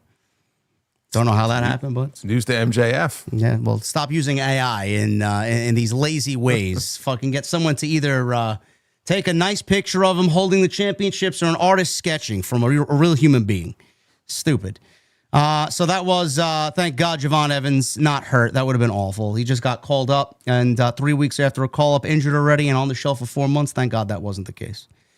Main event, CM Punk, Finn Balor. This was a great TV main event. This all was set up because of two reasons. One, Punk mentioned Balor as one of the guys he wanted to wrestle as world champion, or just wrestle in general in WWE. And B, Finn Balor was on home turf here in Ireland, Belfast. So this was a great main event. It went almost 18 minutes. And, a lot of people shit on CM Punk, Jason. I feel like when Punk wants to go out there and tell some stories and actually wrestle, and he's got someone that is on equal plane to him and knows what the fuck they're doing in there, Punk is really great at his job. He always has, but it's just more abundantly clear that Punk is still very good at what he does. Balor, he came out, he got the hometown pop, came out to his old NXT Black and Gold music, which I hope wasn't a one-off. I think it just fits him great. I legitimately, personally got chills just seeing him do the entrance and raising the arm in the air and people's flashlights were going off. And Jason's been cut. Jason's been cut from the show. Hold on. I know, there he is. There he is. I'm talking and I see nothing but fucking blank screen over here. That's the shoulder demon got me. Yeah, there you go. The shoulder demon. We upset him. We were just talking about him and he was very upset. And I wasn't going to let him get a hold of me. So. Anyway, I was saying Punk is still very good at his job. This match was very good with Balor. Until I noticed you were gone. Balor came out with his old NXT Black and Gold music. It was very nice to hear. I think that music fits him so much better. It could be an indication that we may be going babyface Finn Balor eventually, and a split from the Judgment Day will be happening. What'd you think of this, man? I felt like, even though predictable, they delivered a great main event. Yeah, I thought it was a very good match. I like the old NXT music. I haven't heard that music in a while. And it just goes to show you the importance of music and how it can just make you feel. Like that new music that he comes out to, I can't really say it makes me feel any particular way, but he is a heel now. It's basically a slowed down version of his theme here. Doot. Well, he's the heel. They did that with Sami. Remember when Sami Zayn was a heel? And it was basically his babyface music, but then they kind of slowed it down a little bit, and it actually wasn't a terrible version of the theme. But just seeing him come out, he couldn't even hear it. Like, it was so loud. Like that part where he was supposed to put his arms up in the air, he almost missed it. And he goes, I couldn't hear the music. So, yeah, I mean, look, he was the returning hero. And he said after the show, he goes, that was the most memorable night of his entire career. And he said that he got to celebrate his mother's birthday with his mom for the first time in 15 years. And she was there in the front row. And so it was nice to be able to see him actually get some of that spotlight for a change, because how long has it been since he was in a real important singles match? It's been probably a few years, honestly. And so it makes you wonder, would this be the year that, he may end up wearing gold? If he wears gold this year, I think it would be the Intercontinental title. Yeah. Because I do think you mentioned maybe him going babyface. If it works out that way, I could see that being the WrestleMania match with him and Dominic Mysterio. I'd love to see that. But it just feels to me like in recent months, they've really, I know Dom's been gone for a few weeks now, but they really kind of, I don't know, felt like they were kind of cooling that off. Him and Balor were sort of at odds, and then they kind of shifted away from it. So it would be easy enough, I guess, to shift back to it. But, whatever. For one night anyway, it felt like Finn Balor meant something, again, in a WWE ring. And I will say, when he hit the coup de grace and he got that near fall, the people in the building, they bid on it, and they were really hoping he would win. I knew he wasn't going to, but in that moment, I'm like... Yeah, they gave you a glimmer of hope, like, oh, man, I thought they got him there. Well, I'm just like... let him win, yeah. But then I realized it doesn't fit the story, because, Liv Morgan was in the back saying, oh, we're going to all win gold. And I knew he wasn't winning. I don't think Liv and Roxanne are winning. And when Stephanie comes back, I don't think Raquel's beating her either. No. So if that's the case, then you can't have Balor win, because then it kills the story. I thought that was a great match, and what Punk is doing at the Rumble, he might not even be defending the world title at the Rumble. At this point, he's not, so we may be seeing the next PLE Punk takes part in is the Chamber in Chicago. So that was Monday Night Raw. There was a news article on Monday Night Raw. I don't know if you felt it, Jason, but I wasn't really feeling it. The update on WWE Raw and their Netflix ads. Apparently, since WWE debuted on Netflix in 2025, a main complaint from viewers was the heavy number of ads during the show, says Fightful Select. WrestleVotes last week reported that a decision was made to reduce the number of commercial breaks during Raw from the planned 12 per show to 10, which was implemented this past week. So now we've been on this for 2 weeks. I haven't felt it. It wasn't specified if the breaks will be longer as a result. Did you feel any difference on last night's show? No. Bullshit, huh? More ads, more ads, more ads. That's it. I mean, I certainly felt it watching Impact on Thursday also. But this show didn't really feel any total different. nonstop commercial? Yeah. Yeah. Got to pay the bills, I guess. I guess, yeah. But no, I didn't last 2 weeks. It hasn't felt any different to me on Raw. And we'll end with this quick rapid fire predictions on Saturday night's main event. Right now, we only have three. I don't know, dude. We got a full card here that we got to talk about. There's a lot of matches on this show. Yes, we have just as much on TNA Impact. Yes. So WWE taking exactly the same. AMC's book over there. Exactly the same. Do you think they add something on Friday at the last minute? I do. I don't know what it will be, but I think we'll get something else added. Maybe they'll add another women's match to the card. I could see Stephanie and Raquel get added. We'll see what happens. But right now, there's three. Jacob Fatu will go one-on-one with Cody Rhodes. What do you see happening there? What I see happening here is that we're not going to get a winner. I don't think they want to beat either one of these guys. Interesting. You think they're going to beat Cody back-to-back? No, absolutely not. And beating Fatu should not even be considered. What do you think? First match back? A volatile environment, and they disobey the referee's orders, and then the match gets thrown out. Either that, or somebody would get involved. I don't know who that would be, because I don't think Drew has a reason to get involved. But yeah, probably I could see them brawling. It's just out of control. They brawl into the crowd. Cody does another fucking Randy the Ram balcony dive or something, and then they get counted out or DQ'd. But I don't see them wanting to beat either one of these guys. I could see that. Women's tag team titles on the line. Rhea Ripley and Io Sky defend against Liv Morgan and Roxanne Perez. I do not see a title change here. Yeah, no, I don't see a title change either. And the Fatal 4-Way, which we discussed earlier, which is either going to come down to Randy Orton or Sami Zayn. It's Randy Orton, Sami Zayn, Damian Priest, and Trick Williams. I think we both go with Sami Zayn. And again, Jason, the pin is coming from Sami on Trick. Mm-hmm.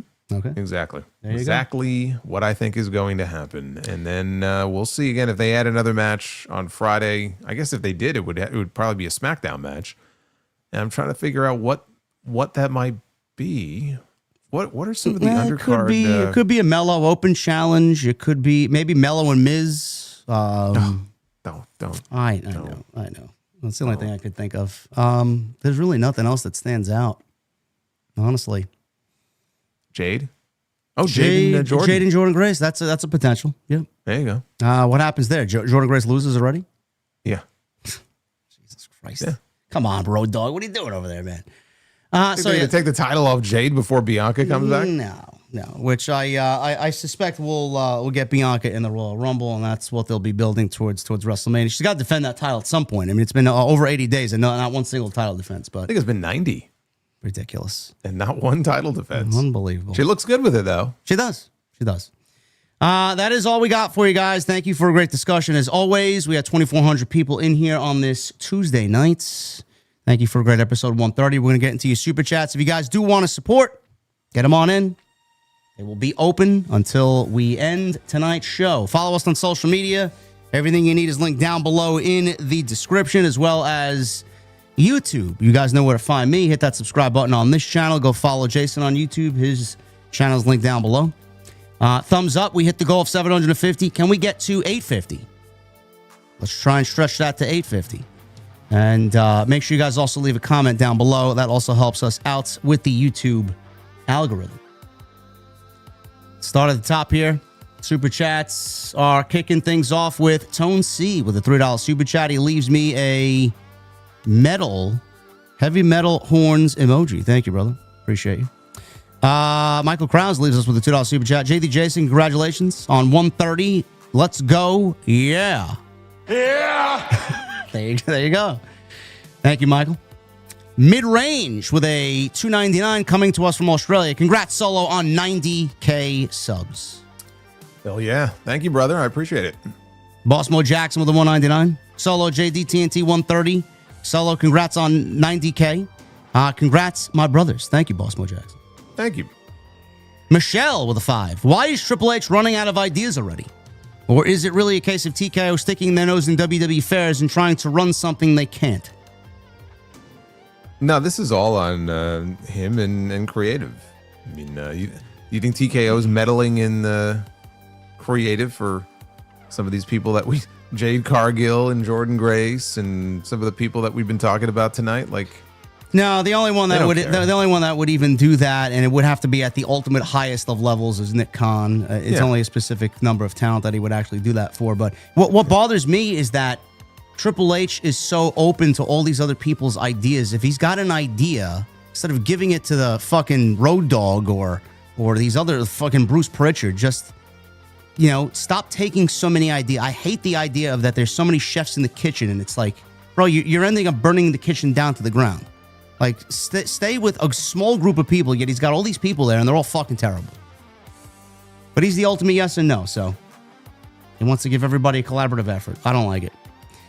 Ash with a $2 super chat. The TNT intro is kick-ass. Please don't ever change it. I will not be. In fact, I may actually get some of it reworked, honestly, as well as some stuff on my own end. But thank you, Ash. I appreciate it. Krana with a $5 super chat. JD as Vincent snapping his fingers and Solid Monster as Dutch behind. Also, your final 4 participants in the men's and women's Rumble. Much love, guys. Well, thank you, Krana. I'll let Jason go with this one first. Your prediction on Final 4, or is it too early? I think it's too early. I mean, we're going to do our Rumble predictions next week. Yeah. But I'll say this, again, wherever he ends up landing in the entry order, I think Braun Breaker will be there. I think Roman and Cody will be in the end, too. That's 3 of the 4. Oh, Cody for sure, yeah. As far as the women, I don't know who is going to actually win the Rumble. It's more of a toss-up with the women, but I could envision Rhea and Bianca. I mean, I think they have a thing in the Rumble. I could see Liv in the end. I could see Tiffany at the end. Should be interesting. We'll talk about that next week, brother. Baltimore Jackson with the $4.99. You were told you have 24 hours to live. What do you do, and who would you want to see for the last time? Huh. That's a very grim question, huh? 24 hours to live. What are you doing, and who do you want to see? I'm probably eating a whole bunch of shit that I normally wouldn't eat. Yes. Because, I mean, it's not like 24 hours is not a lot of time to get on a plane and go travel somewhere. So I'm kind of stuck where I am. So I don't know. Just fill up on a big meal, some Chinese food. And what was the other part of the question? Who would you want to see for the last time? I'd probably say my brothers, honestly. And someone in my immediate family, honestly. Yeah, family. Yeah. Family. Elka Bong with a $5 super chat. JD, the cricket story was hilarious. What's next? You open up your closet and moths come out flying. I don't mind moths. They're not fucking mutant insects. But yeah, the cricket story. I told Jason the cricket story in the sound check. It was fucking awful. It was like a game of Battleship and me trying to just pick my next strategy on how to kill this fucking thing. Still not as bad as me and the wasps. No, the wasp was terrible. I think Jason had it worse. At least mine didn't fucking look like it was gonna fucking kill you in your sleep.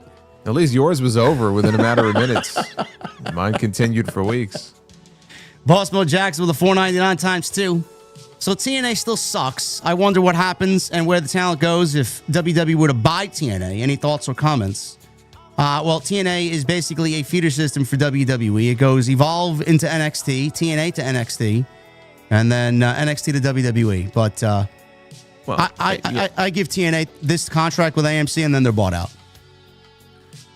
I mean, they bought them out. They're buying them out for the tape library. Yeah. And then they would just kind of pick and choose who they want. People like Santana. But that's really what the real value in TNA, if they were to buy them, really would be the IP, yeah. And the tape library. And there's a lot of people in WWE right now who either came from TNA, passed through TNA. So that footage is very valuable. This WWE partnership has weakened TNA. They don't know who they are anymore. Maybe it's a strategy by Nick Khan and company. I have no idea. $4.99 Boss Mo Jackson also says, here's an idea. Cancel Evolve and put that talent in TNA to replenish it. I'm surprised they are still in business. This is a mistake. I was actually thinking that. I don't know why more talents don't actually get brought over from Evolve to TNA to work TV. I think that would be a good move. I mean, TNA could certainly use it, but yeah. WWE has their own thing. I mean, they're only willing to help TNA to a point. I mean, they have their own developmental system set up in such a way where they're going to need that talent for NXT now that NXT has been raided. That's why they just called up a whole bunch of people from Evolve. Yeah.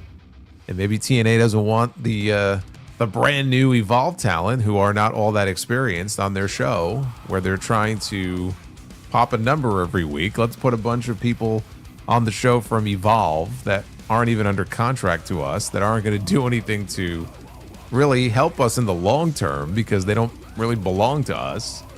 I don't know if that's the best strategy for them to employ. Chicago for MBK with a $5 super chat. Hey, JD and Solo. Great show, as always. Wanted to hear your thoughts on whether it makes sense to turn Finn Balor babyface. It does, yeah. But you got to wait for the right time, and it'll, hinge on the story with him and Dom. That's where the babyface turn happens. When there's a power struggle or whatever you want to call it, but when that time comes, Balor goes babyface, and I think he probably takes the title from Dom. Yeah, I like that idea. Thank you, Chicago, for the comment. Love that you're here, and thank you very much. Baltimore Jackson with the $4.99. Moose is a damn moose. He has the classic moose face. Just call him Bullwinkle. Listen, I think Moose is a fine pro wrestler. He's got a lot of history there. I don't know why he continued to go on his tirade in days after his comment to me, but I don't like that argument. I don't. I think that's very blind to see how you make a comment like that and the business is different. There are so many people that are in this content creation space that are doing what they're doing. Like, Wrestlers and wrestlers and companies are using content creators to push They their literally narrative. had reaction creators Yes. on their show on Thursday night Yes. and put them on camera. Yes, in an empty arena, but that's what they're doing. All these companies are doing it. Boss Mo Jackson with $4.99. Thank you, brother. Also, he says, I've seen the suggestion that Hobbs should team up with the New Day to generate heat as a heel act, but I do prefer Hobbs on SmackDown. I don't trust creative though. Yeah, I don't know where that Hobbs New Day thing is coming from. Where the fuck is that from? That's Like, awful. That's fucking terrible. Who came up with that? I don't know. But stay off Twitter, bro. Yeah. Burn that down to the ground. We like the Trick Williams option better. I think that works a lot better for him. Najee with a $7.99. Did you guys hear about the H and Roman beef backstage? Report said Triple H gave Drew the belt so Roman doesn't pin Cody clean at WrestleMania. I'd love to know. Slice wrestling. Yeah, that's a troll account, fake account. Yeah, don't believe everything you read. No, that's not a real report. So please do not engage. Alex with a $10 super chat. Brother JD and Solo, got a tough one for you. Buy, rent, sell on your favorite match. Brett vs. Austin, Mania 13. Okada vs. Omega, Wrestle Kingdom 11. Or Cena Punk, Money in the Bank. That's easy for me. I've got to buy on Bret Austin. Yep. I'm going to which one of the Okada Omega matches was that? Because I think that might have been the one. One of them is like one of the greatest matches I've ever seen. But I'll go Bret Austin. I'll buy on that one. I will rent on Cena and Punk, and sell on the other one. But I mean, they're all great matches. Yeah, I would only sell on the Okada Omega match because I'm not involved in the history of New Japan and their feud as much as I am Punk and Cena. So that's the reason why I would sell on that match. The Punk and Cena match, it really was. I mean, it was a great match, but again, just the whole atmosphere and that Chicago crowd that night, and just like that's what pro wrestling is all about. Yes. Our guy Demeter Bullying Doggy with a $7.99. WrestleMania. This may be a normal comment here. Drew versus Roman, Punk versus Braun versus Seth, Cody versus Orton, Gunther versus AJ, Oba versus Brock, Jericho versus LA Knight, Evans versus Hayes, Usos versus New Day versus Hardys, versus Logan Paul and Austin Theory. Wow. Yeah, I mean, you lost me on the tag match. I really don't think we need to overcomplicate the tag match. The tag match should be the Usos against the Lucha Bros. And if you want to have the Hardys in there, then have 3 sets of brother teams. That's fine. But that's how I would do the tag match. The other ones, I mean, that might have been the most competent super chat that I've ever heard from Demeter Bullion in all of the TNT episodes that we've done. I could actually see those top 2 matches taking place, honestly. If they go Roman and Drew, that's something I pitched for last year's Mania. I would love to see that. Have no problem with that at all. And if they do Punk, Braun, and Seth, with Seth coming back, I mean, that makes the most sense for him. So I think we need to start lobbying for Demeter Bullion to replace Road Dogg on the creative I think team. so, Demeter. You made the impression on Salamonster tonight. So there you go. If we imagine getting him in the writer's room, I would happily watch every episode of Unreal. If Demeter Bullion was in the writer's room chiming in with his various ideas. Arleon with a $1.99. What was the better feud? Punk versus MJF or Punk versus Drew? Punk MJF. Punk and Drew lasted longer. Yep. But I will say Punk and MJF. But it's not like by a lot. No, because they were both great. Yeah. So I'll go Punk MJF.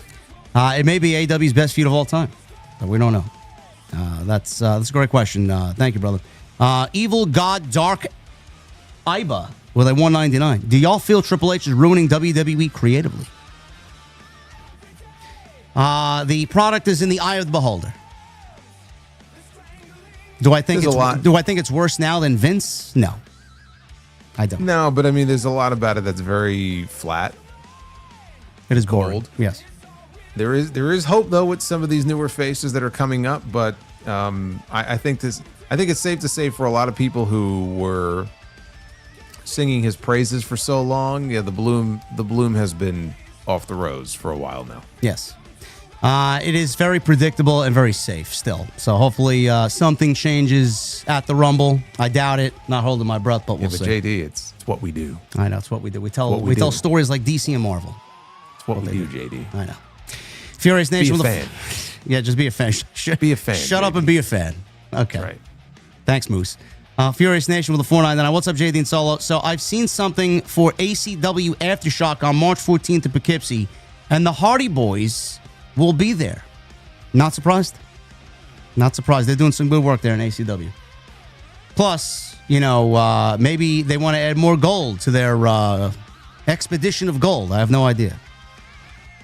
Ray Reezy with a 20. Thank you, Ray. If both of you were wrestling, would y'all be a tag team or solo? Also, would y'all tag team finishers be? What would your tag team finishers be? And what would your solo finishers be? I feel like we get this question every now and then. I mean, Solo is my name, so obviously I'm gonna be flying solo.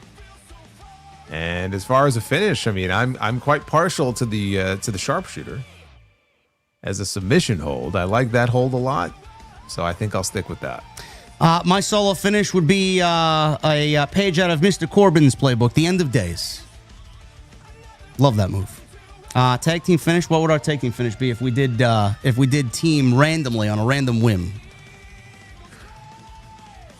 How about how do you feel about climbing up to the top rope? We could do the old Power and Glory Powerplex that FTR uses. No, thank you. I'm afraid of heights. I thought you were going to tell me a variation of the heart attack. Yeah, I don't know. It's kind of weak, huh? Kind of basic. I feel like we could do better. Well, it's not exciting. I thought the Powerplex is a little more flashy, but you got to be able to go up to the top rope and fall down. Thank you, Ray. Appreciate you and the 20, man. Thank you for being here. Boss Mo Jackson with the 199. LA Knight for Rumble winner. Please, please, please, WWE. You'll be praying and praying and praying, Boss Mo Jackson. Not happening. Even though I did see the clip of him being very dejected after Triple H was telling him that he basically wasn't winning Money in the Bank last year. So I think it was after the match. I think they fucked up the finish. Something happened to the finish, and he was trying to explain to him how it was. The way it was designed, it was designed to help get you over, and he was. I don't know if he was buying what he was selling, but no. Yeah.